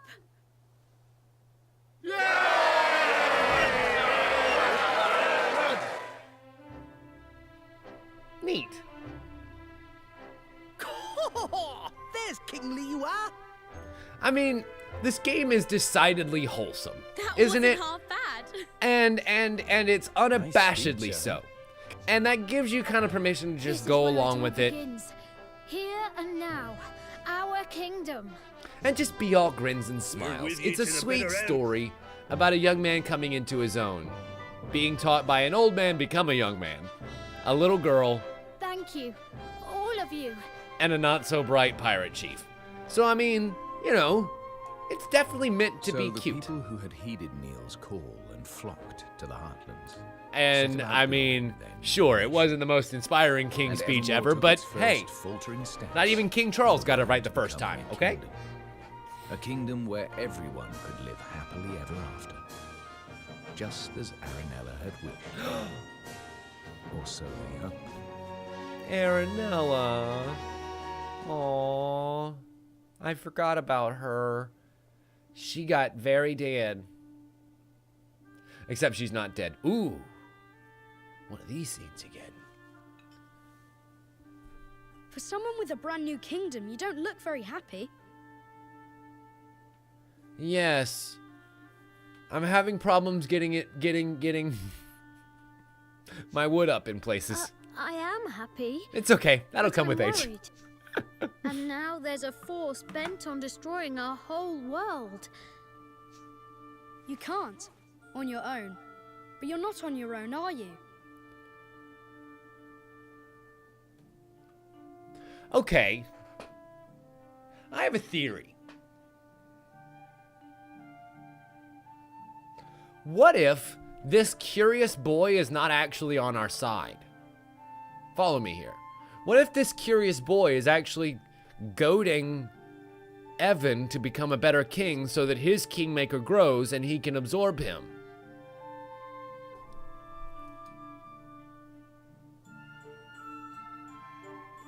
As a much more powerful kingmaker than the measly one that he has right now, simply eliminating competition. No, not anymore. I have friends beside me. The best friends I And could Evan ever is hope basically for. going to tell him everything about all of us because Evan just assumes that he's That's his friend. right. So turn to them when you need to, and take it one step at a time. You'll get there in the end. It's either Dolan or suppose so. Mandarin, one of the two. Exactly. And your best is only going to get better. Yes. And then you're going to try to steal it, aren't you? I'll see you again soon, Evan. I bet you will, little boy. Yes. See you soon. So we need to watch for somebody with that exact medallion that he's wearing. When we see that medallion, we'll know we're in some serious trouble. And let's save our progress so far. Neat. At exactly 8 hours. Well, almost exactly 8 hours.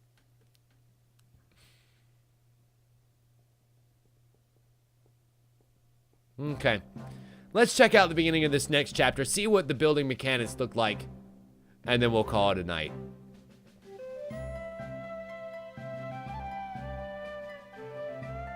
Or maybe that may be true, Queen. We could be looking at the king of the ancient kingdom.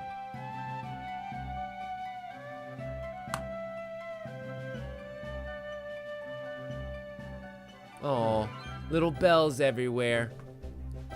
It's beginning to look like a real kingdom. I think it's time we had a little talk about how a country needs to be run, if that's all right with you.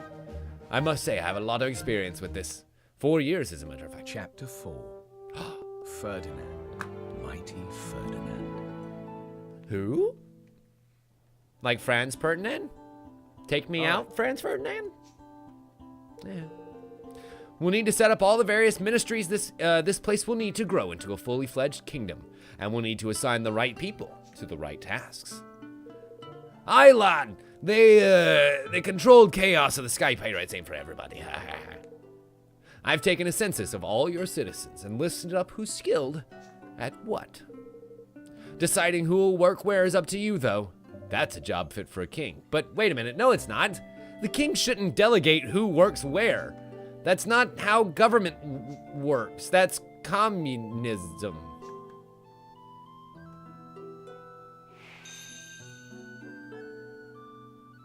Whatever. Doesn't matter. Let's sit on our throne and start telling people what their jobs are going to be for the rest of their lives. I guess as a wise king, we know best for our subjects. And as of right now, we can manage our kingdom.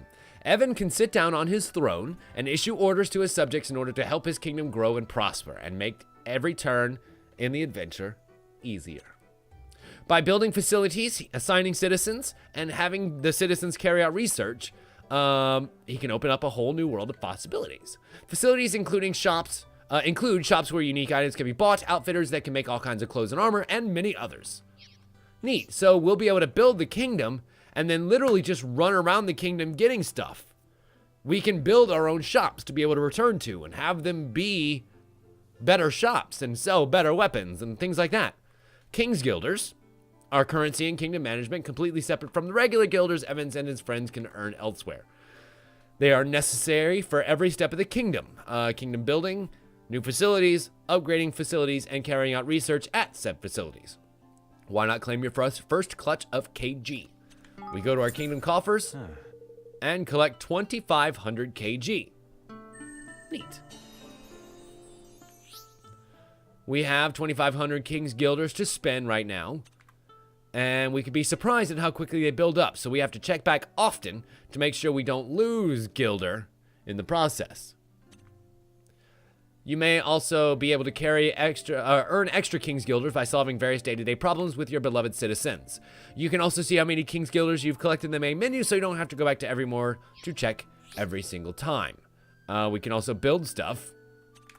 Jesus, 7 pages. Select and build facilities your kingdom will need by selecting the Manage Your Kingdom from the menu. Okay? Cost King's Guilders. Each and every facility will have a huge beneficial effect from opening up new avenues of research to making new items available. And don't forget to improve the effects of existing facilities by upgrading them. One particularly helpful facility to upgrade is your castle. Doing so benefits the entire kingdom, broadening its borders, and making more facilities able to be built. Leveling up a castle will cost quite a few guilders, however. Try upping your influence with a few basic facilities first to improve your coffer filling capacities. Okay. Cool. Let's do this fucking thing. There we go. So, there was a, an unfortunate news story that went up recently that said, Mr. Miller called in a fake bomb threat. And, a higglery. Sweet. We got our first facilita. A higglery where we can upgrade our higgles. And, well, that's just not cool. It's not cool for anybody to do, if true. So, like, he, I believe, was arrested for it, and, you know, we will have to see what rolls out from it. I never want to make judgment on somebody before, you know, actual due process is done. We can build the spellworks here. Here is the armory. Wow, they all are super cheap in the King's Guilder. So I guess we can go ahead and build them all. 350 each, as it turns out. The higglery and this spellworks are the only two places where we can actually upgrade our spells. So building them early and upgrading them often is actually super important.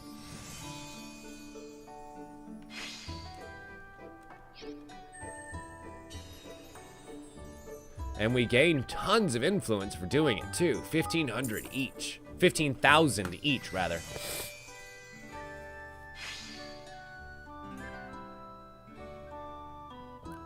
Oh yeah, Dan, I absolutely love that. And how, like, I want to say that I was reading somewhere that an alternate line for that scene was, that's a lot more difficult after you reach the age of 40.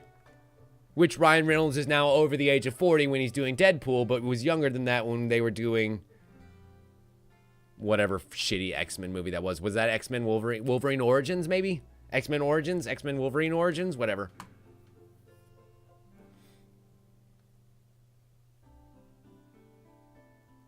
Once your facilities are up and running, you'll need to set them to work on some research. Interesting. Most facilities carry out research of some kind. In order to research a given topic, you'll need personnel with enough IQ and the King's Guilder to fund their work. Okay? Research takes time. When research is completed, but the more it will reach 100%. But the more complex the topic, the longer this will take. The higher the IQ of the personnel involved, and the shorter the time it will take. Okay, cool. There are 4 places where one can have an aptitude: War, Ingenuity, Spritecraft, and Conjury. All right. Every citizen is different. Their suitability is known as IQ. Sweet. Each citizen has their own specific set of skills, which means that they're going to be useful in specific places. So let's take a look at our citizens, I guess. We can only do this one for now. We can't actually look at the higgledy, or the higgledry, or anywhere else at the moment.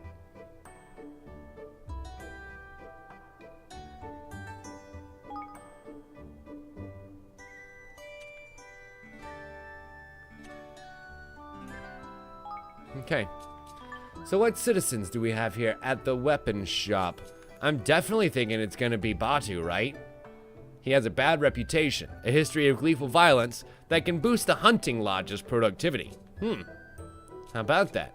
So it turns out a lot of people have specific benefits at certain buildings. Neat. Okay, with one Batu there, we can have level 1 melee development. It'll take around 1 minute at our current research value. We don't have enough IQ. Ah, I see. So I'm gonna have to put 2 people here. I guess Changus? Why not?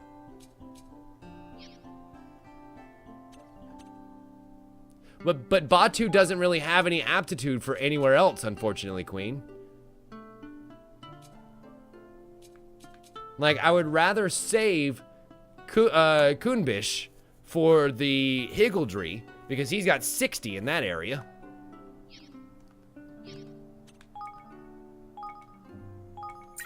Okay, sweet. We'll let that begin. And in the meantime, I can't actually influence anywhere else. Okay, that's done.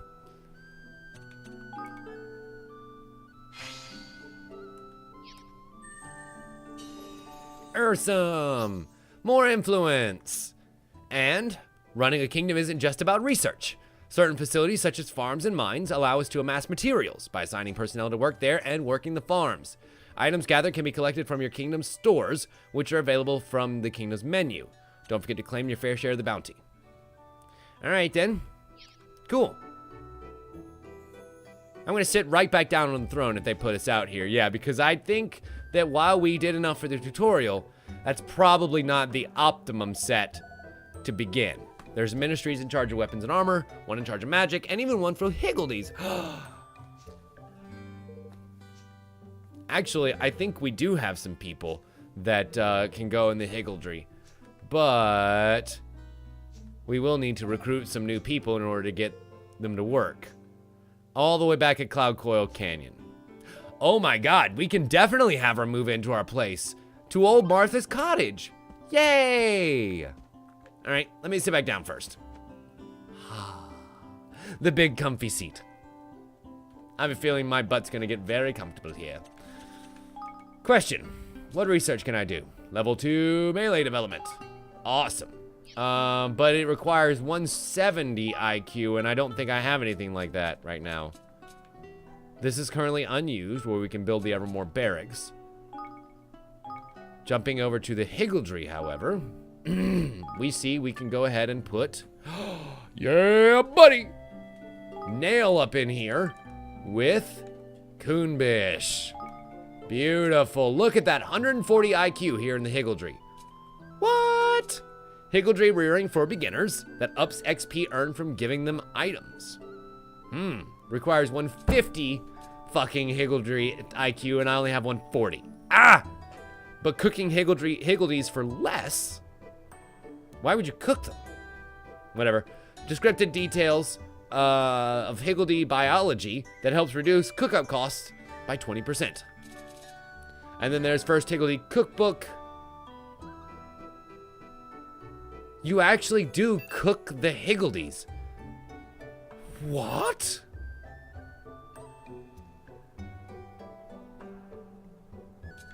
Oh, I see.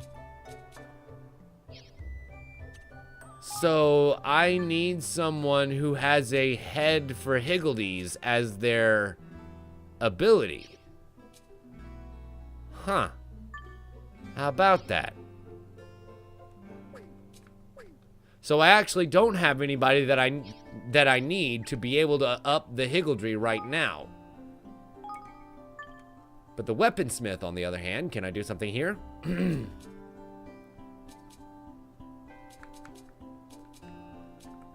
Not really. Geralt has 50 here. Yes, that's exactly why I need Aunt Martha Queen. You're exactly right. I can actually assign Geralt here, because she'll do very well in the spell place. And then how much do I need to research something here? Ah, I only need 100 to get insight into basic spells and more advanced spells and spell development, reducing their cost by 20%. Hot damn. So we'll go ahead and put, I want to say Floyd and also Nail here, because we can just remove them later once we've researched a whole bunch of shit. Including this one. Around 56 minutes. Darn it. All right then. General store, fresh food, fresh fish market, the humble bazaar, Tasty's cook shop. I think I might want to go at... Oh, the Hubble Bubblery. To research medicines, huh? What else do we have? The Hunting Lodge. The Barracks. Mining Camp. The Explorers Guild. Ooh, that might be one to go ahead and build early. The Verdant Farm and the Sleepy Ranch. Okay. You know... Our little Principatia actually would do really well in the lumber yard. How much is that going to cost me? 240 King's Gilda? Sure, why not? And it'll automatically gather wood and fungus and various other woodsy things for us. So... let's go ahead and assign... Nail.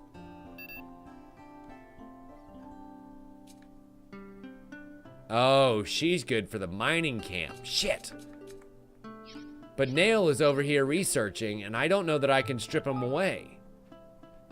Hey. But well... Nope, they're in the middle of researching something. I can spend 750 King's Gilda to reduce it, but... canceling it will lose my King's Gilda. Ouch! Ouch! Ouchies!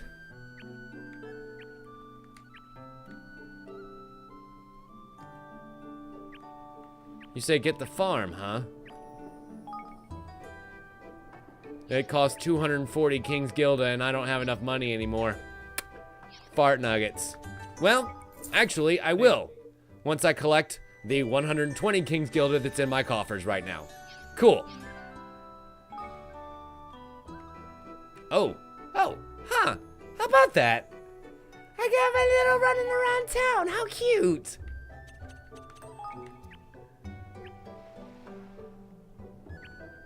Okay, Revenant Farm. Let's do it. Build the farm to raise fruits and vegetables. And we can go ahead and assign some personnel. With Tani not being the best, necessarily. And Kuhnbish definitely being a little bit too foppish to work out in the field. But at least we'll be getting something. It's the mining camp that she needs. And I actually don't think we have... the mining camp... Oh, there it is. There's that mining camp. Son of a bitch!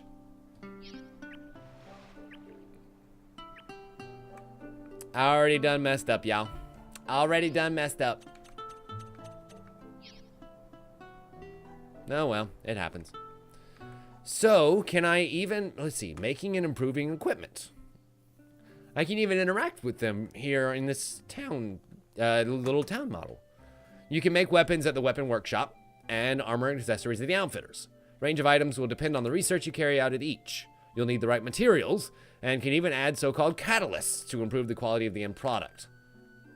Okay. We can improve items while we're here too. And we can only do that a fixed number of times for each weapon as we kind of discussed earlier. Wowie, wow, wow. So that is a decent number of items there. A tower toppler.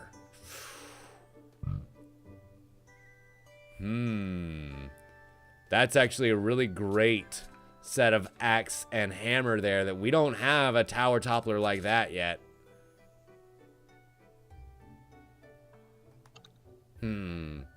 Magic wand with a spellcaster shell. Nah, we've already got a spellcaster shell, and it's not doing us very well right now. But I can go ahead and improve some stuff. Like some of our better weapons. The Punishing Wolfram Sword, for example. Parameters to improve. Oh, I see. So I can only improve one parameter at a time.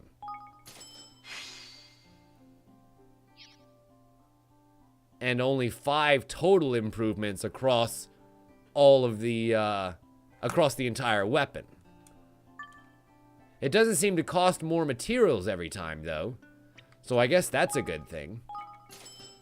It just costs Gilder. Is it increased Gilder? 300 gold. Yep, it goes up by 100 every time. But that's not like an impossible amount of money. but it's also not the most upgrading that it could be. Like, that's only one more point of damage. I wonder, oh, you know what I'll bet? I'll bet as we make a better weaponsmith, we'll probably be able to upgrade our weapons more per upgrade. I'm willing to wager. You know what? I'm actually going... Oh, wow. 2 here to this one, huh? Yes, please. Because I would love to get this Greenling Glaive a good bit better. What about the Fiery Broadsword? Nope, only 1. Shit. I was hoping I could maybe bring that into the 21st century. Sadly, no. Okay, I need more silver nugs. That's what I need. Which I imagine if we had been able to build a mining camp, that's exactly where I would be able to find them. Son of a bitch! No, none of that's good. None of that's any good. None of that's any good. Hearty Pendant, which slightly increases your max HP. Nah. Now, that being said, dusting up this light tunic here would definitely be a good idea. Boosting the physical defense, which we can only do fucking once because I need, I guess, shabby leather. I ain't got it. Okay, sure. Gust-proof boots. Why not? At least Evan's gonna get a little bit of improvement here.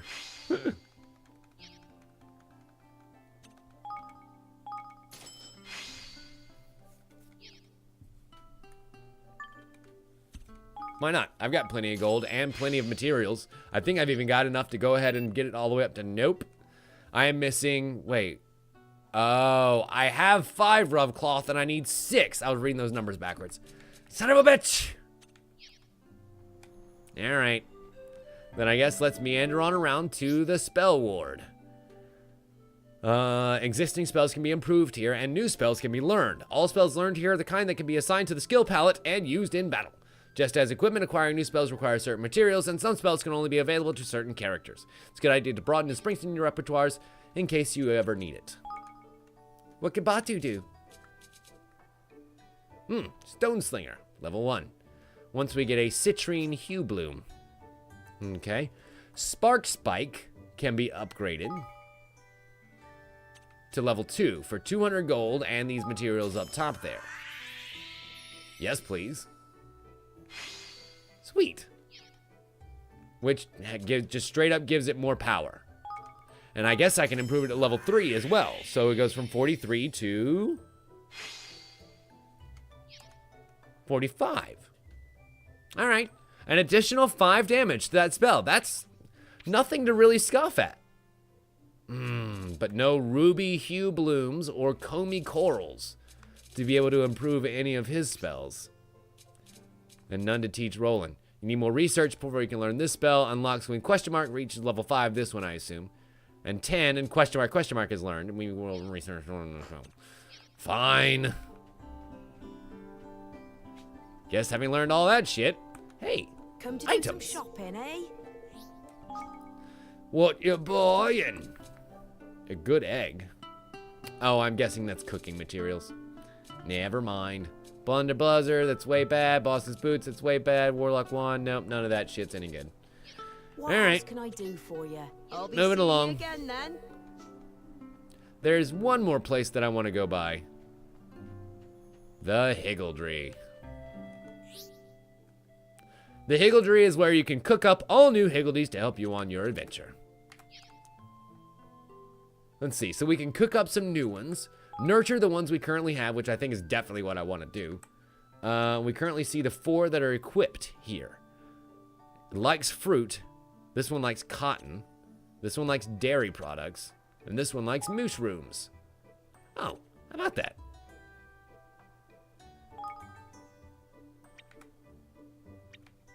I see. So the more we feed our boy, the more XP he's gonna get. And I guess some items give more XP than others. Yeah, these only give 60, whereas the Cobbler Nails and Gunk Shrooms give 120. That's insane. Yeah, let's do that and raise it up to level 2. Ba-da-da-beep-boop-ba-beep-ba-da. Muttonbane the Mushy, level up. Nice. Can we level up the rest of them? Fresh milk. Single cream. That's a lot of experience per milk. Does a body good, am I right? Tove the Tenebrous leveled up. Is that because the moon may be made of cheese? Is that why the dark one loves dairy products? Because the moon is made of cheese? I really want that to be the case. I know that's probably not the case. I really want that to be the case. Twinkle the Twee. Wow, I did not realize how much stronger Twinkle the Twee was than... Oh, never mind. 74.91, 71.94. That's actually about the same level of disparity. Tove the Tenebrous, however, is super tough. As is Runesable the Righteous, which makes me really glad that he's out there. But I don't have much in the way of fruit to be able to give him. Even if I go ahead and give him all of my Thorngerines and both of my apples, it's... Oh, nope, just barely enough to pop him over that level line. Cool. And I guess other items will still give them experience, just nowhere near as much as their favorite items. Like so. Green Glade Cotton, for example. 1, 2... That's all I need to give him. 3 pieces of Green Glade Cotton, which smells faintly of the forest. Nice. 1 more to level up here. The other Forest Piggledy that I probably won't ever use again. I mean, like, Gutbuster is so good. And that Higgledy Heel versus Higgledy Fan. Huh. But because I'm an equal opportunity Higgledy Daddy, let's go ahead and doop. Add 6 over here of these munchy nuts and improve our Forest Boy. Love it. But I can also cook up some new ones if I so desired. Bink the Blinky, which gives same, better, cures an ally status ailments. Higgledy Glow, which creates a field to increase resistance to light element attacks. And Light Smiter, Night Smiter. Nocus Pocus. Higgledy Gloom. Twiggy the Twisty, which gives Higgledy Buff. Allies' physical defense is boosted and becomes less easy to stun. And then Turine the Torrential. Significantly boosts the powers of any Higgledy skills used in battle. Wow. There restores a small amount of HP to any ally. Higgledy Sploosh is the water cannon. And Hard Guard boosts the defense of all players, of the player when awakened. With all of this coral that I'm going to be able to get. And finally, Knoll the Coal-Fired. Bang Bang makes Higgledies more explosive when absorbed into their human commander. And slightly increase allies' magical attack for a short period of time with Hocus Pocus. Hi there, Jean308. Yeah, you heard that right. And we have Higgledy Heat that creates an energy field to boost resistance to fire attacks, and Crit Hit, which boosts the chance of the player inflicting critical hits when awakened. Cute. I'm going to enjoy being able to upgrade our Higgledies once I get to that point, but I'm going to need a lot more materials to do so. What about you right here, Tawny? Oh, nice. A little crybaby onion. I just wanna tear up a little bit. It's not the onion. It's so sweet. She picked that just for me. Okay. 326 more guilders in my coffers. I think that means I can build stuff. Again, another stuff. Hardy wheat. Nah. I'll let that store for right now. Let me go back to managing. Because I'm going to pull you out of here. God damn it. And then to pull off somebody. Like so. Oh shit, we'll lose whatever they gathered, huh? I just noticed that. Okay. Coonbish, get your ass to work on the farm. And I'm going to build myself a mining camp. Because this is where Tawny should actually go. Mining camp number 1. As Tawny is the highly recommended one here, a feel for treasure hunting boosts the mining camp's productivity. Excellent. I can level up the facility if I had 2100 King's Guilder, but guess who doesn't? So we're good here. I guess I didn't lose whatever she had. Maybe I would have lost that onion if we hadn't have grabbed it when we did. Okay, well, I guess we've done all we can here for now. How does one exit the facility menu? Daddy forgets. Do I just walk back into the castle? Or do I just leave town? Do I leave town? I might just leave town. Sure do. Just walk right out of town. Nice. Talk about convenient. Oh, I've got another method of getting around. Oh man. I kind of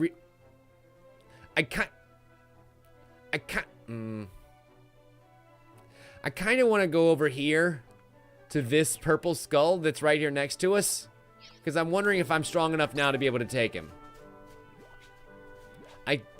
I don't think that was like the level 30 something manticore. I believe that was it the jelly?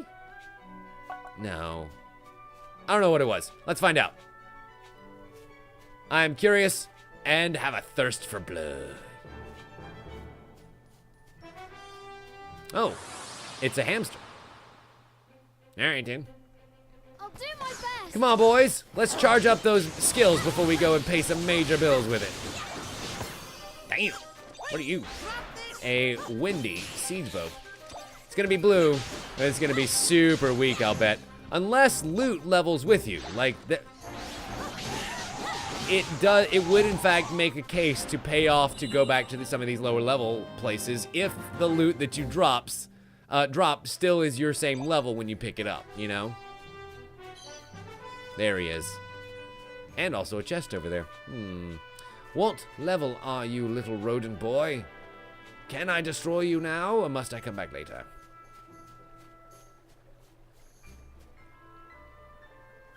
I'm very scared, because I'm going to have to encounter him. 23.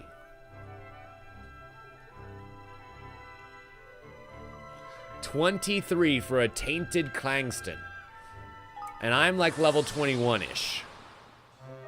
So I think so long as I can avoid the major damage he's probably going to be pumping out, he might be okay-ish. Wait for it. Yep, there goes a major attack. Oh, I see an awakening bubble. Time for the super smash. Come here, Clangston. Damn, that worked right there. Beat that ass, boy. And let's switch it up. Do it again. As you can see, those Piggledies are actually now with me in battle. Whoa. Flamey Burst might be the better way to go about it. Oh, as long as we can avoid getting hit. Cast out some little spells while I look around at all my Higgledies. Yes, yes, my dark ones, come to me. I call upon the powers of gravity. Oh, that's, yep, 164 damage I just took. As I was trying to swap out. Yes, knocked him right on his little cute duff. Oh, little hamster boy gets knocked down. He's so cute. Thankfully, I managed to avoid that. And cross slash. Ho! Not near as much damage as I was hoping for. Ole! Oh, did not ole. Definitely did not ole. Let's try swapping it up again. How about you, my dear? Your new whirlwind attack will be great. Wait, wait, wait. Now!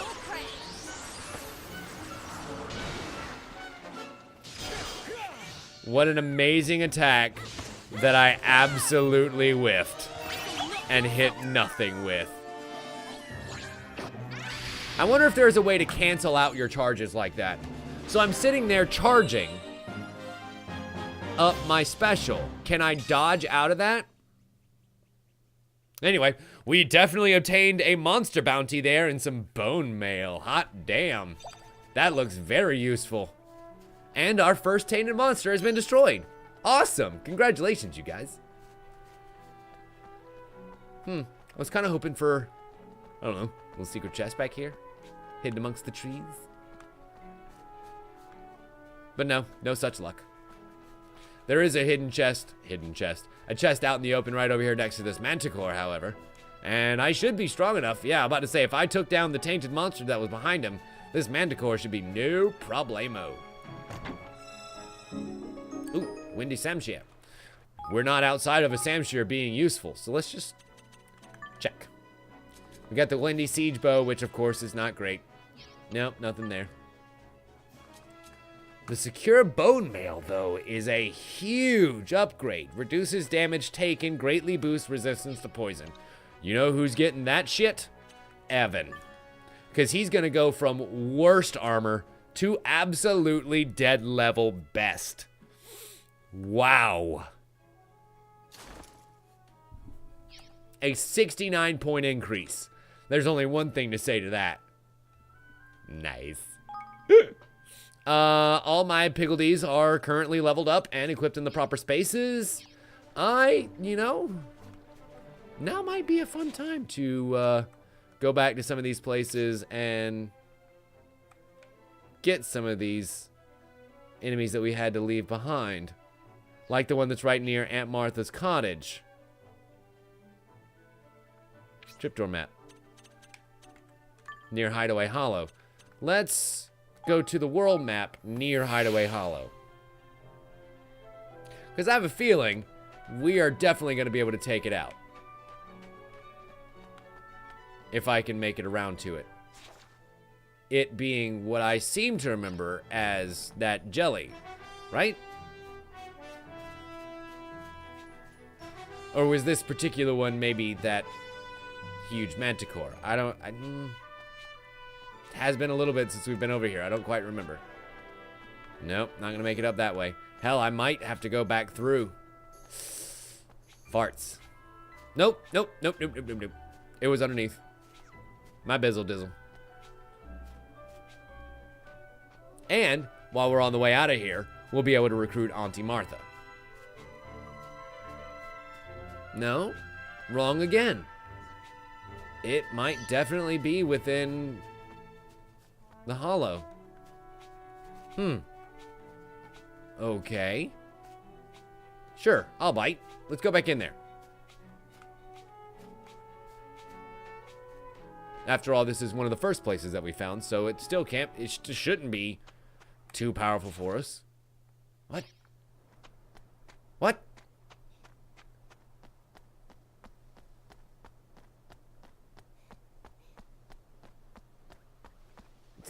It's not here. There's nothing here. Then how did where is, I must have reached it before because it's on my map. There it is, up there. But how?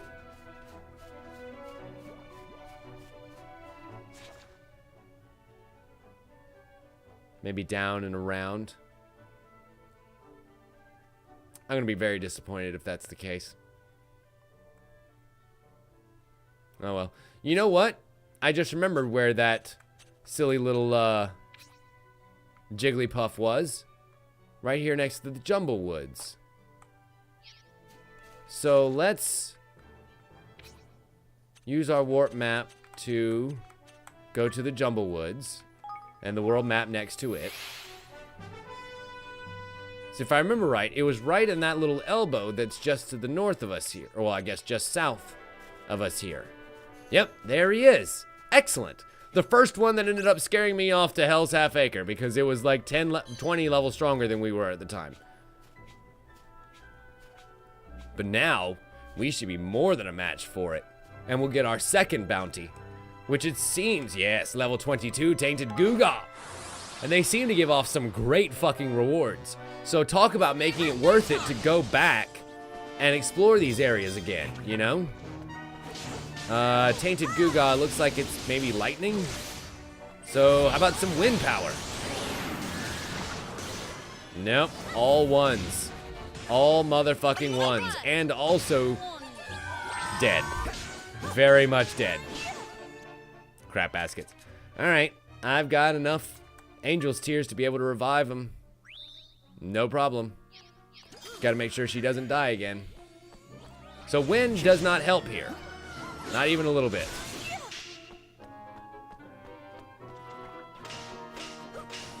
It's actually going to steel itself right now against some physical attacks. So unfortunately, we can't do shit at the moment, Sir Daniel. But I can lay down another healing area and get our CPUs in it. And now we can attack. Build up, build up, build up. How do you feel about that? He felt pretty alright with it, if I do say so myself. How about some dark damage for you? Back up, back up. That was 925. That'll work. I know, right, Jean? Why would you end up using them to revive your silly little allies who can't even defend themselves, when instead, you make a lot of money from that shit?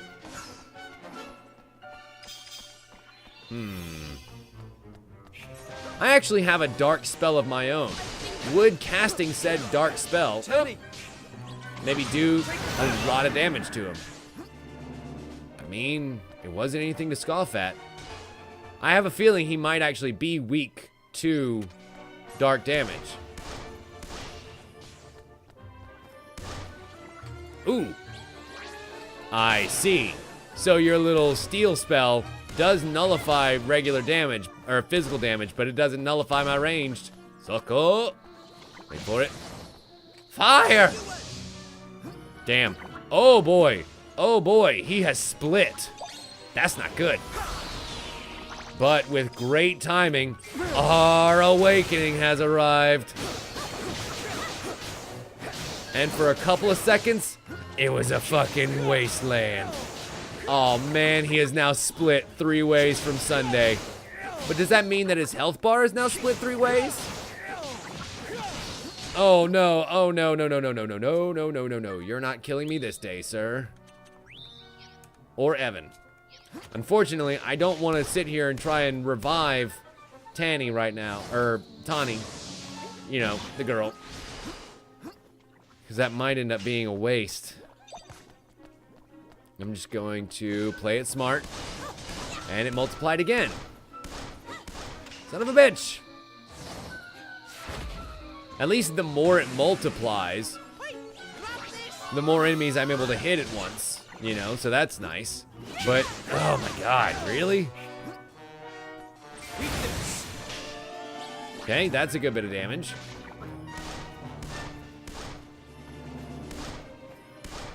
Well, I'm officially out of magic. Damn it. And it's now 4 great Gugas. Ooh, here's a chance to deal some major damage to a lot of them. I think, I hope. Boom, baby! 925 split across 3 enemies. That is very effective. And Evan's dead too. Okay, this is a good time to go ahead and use the Savior's Tier, since I have 3 of those. And then, yep, go and use the Soaraway Suite to kind of get everybody topped off. I want to use my mana regenerator. Yep. To nimbly dodge out of the way, and oh boy, nimbly dodge, nimbly dodge, nimbly dodge. Oh, and nimbly die. Fuck.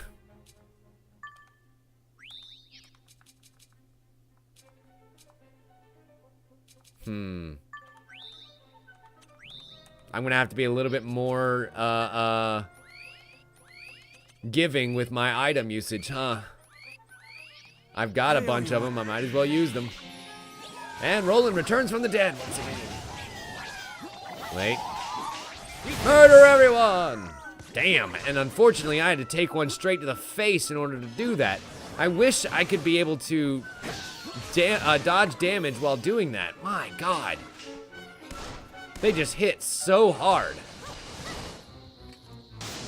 Is it because my defense is rather shit? And Evan, with his awesome armor, still got dead. Still got very, very dead. As is Tanny. Oh, that's not good at all. Well, I need to wait for that dark ability to come around again, I guess. I've got an area of healing. That's nice. But I really need to wait for that dark spell to come around. Or, how about a Higgledy Cannon? That actually does good damage. Boom. Oh, well, it's nullified to enemies that are steeled up. That's fan-fucking-tastic. I need another area of healing. Good. 72, 133, 72. Excellent. Top me right off. And here's another cannon. Make yourselves useful. Hey, it's 100 damage that I don't have to deal by getting in there and getting my hands dirty, okay? I'm the President of the United States. I shouldn't have to get my hands dirty in war. That's what I've got men for. And area of healing. Ooh, oh, ow, ow. Definitely need that healing area. And they are now cornering me. Shit! Alright, Higgledies. Oh, and there's the darks. I'm not gonna be able to make it in time. Oh no, no, oh! Yes, bitch. Literally with seconds to spare.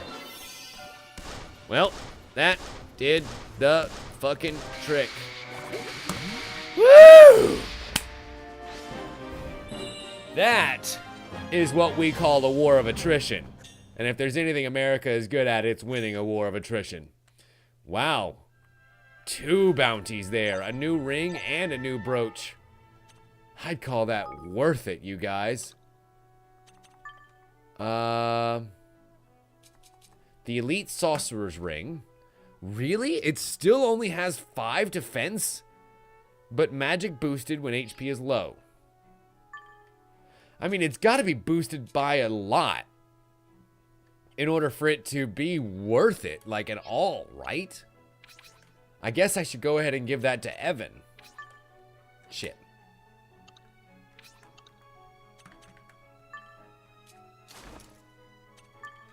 And then there was also the brooch here as the Bulwark, which slightly improves physical / magic defense.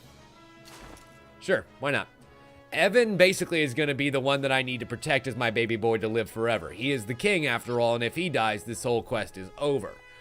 Speaking of, everyone's hurt pretty goddamn badly right now, so I'm thinking that it might be a good idea to, shit, damn it. It's gotten too late on me. I don't wanna quit for the night, but I have to. Fine. We're going over to Auntie Martha's cottage door, save right here, and this is where we shall pick up next Thursday. Wait a second. That's how we make it up to the dragon up there. By following this path right here. Son of a bitch! Alright, now we know. And as we will find out next time, knowing is half the battle. Actually beating the dragon is the other half. Okay, let's save this bad boy and get out of here for the night. Wow, with everyone becoming ever stronger as we go 8.5 hours in. I'm so proud of our progress, you guys. Well, ladies and gentlemen, thank you all so much for watching. I hope you're enjoying this playthrough of Ni No Kuni, because I gotta admit, if these cute chibi characters belie anything, it's how adorable this game is and how much fun we're getting to have running through. I hope you all are enjoying it too. We'll see you right back here, same Tim time, same Tim channel next Thursday when we'll play some more of it. But in the meantime, on Saturday, we have a very special presentation. We finished the Nonary games. However, are we going to finish that? Oh, by finishing the other series that I've been putting off forever and a fucking day. We are finally going to finish The Witcher 3 live right here in person. Now, of course, it's not going to take one night. We're going to have a long way to go before we get to the end. But we are going to start tackling it in the way that we are accustomed to, which means it's going to look a little bit different from the stream that we're watching right now. The game is going to be completely full screen. There isn't going to be a chat, and there isn't going to be the notifications that are over here. None of the bells and whistles that come from a normal stream. But it means that I'm actually going to be able to put them out like the old YouTube videos. Twitch doesn't freak out about the boobles and stuff that will pop up, and I can just edit them down for YouTube from all the running back and forth and traipsing that we can make fun and entertaining during the stream, but don't really work during the video. So it should end up coming out pretty nicely, all things considered. I'm going to get a decent product that I can put out on YouTube. We get to finish the game here live on stream. I get another game that I can wipe off my fucking plate, and we get to have a work excuse to play a game that I've been putting off way too long. Sounds like good? Sounds like a good time. Thank you all so much for watching. I really, really appreciate you guys hanging out with me tonight. There are literally tens of thousands of other places you could spend your very valuable time and very valuable money. But I appreciate you doing so with me. If you enjoyed the show, please consider following and or subscribing. It keeps the lights on around here, keeps me in games and you guys in entertainment. As always, we'll see you next time. Bye! Hey, fucking camera.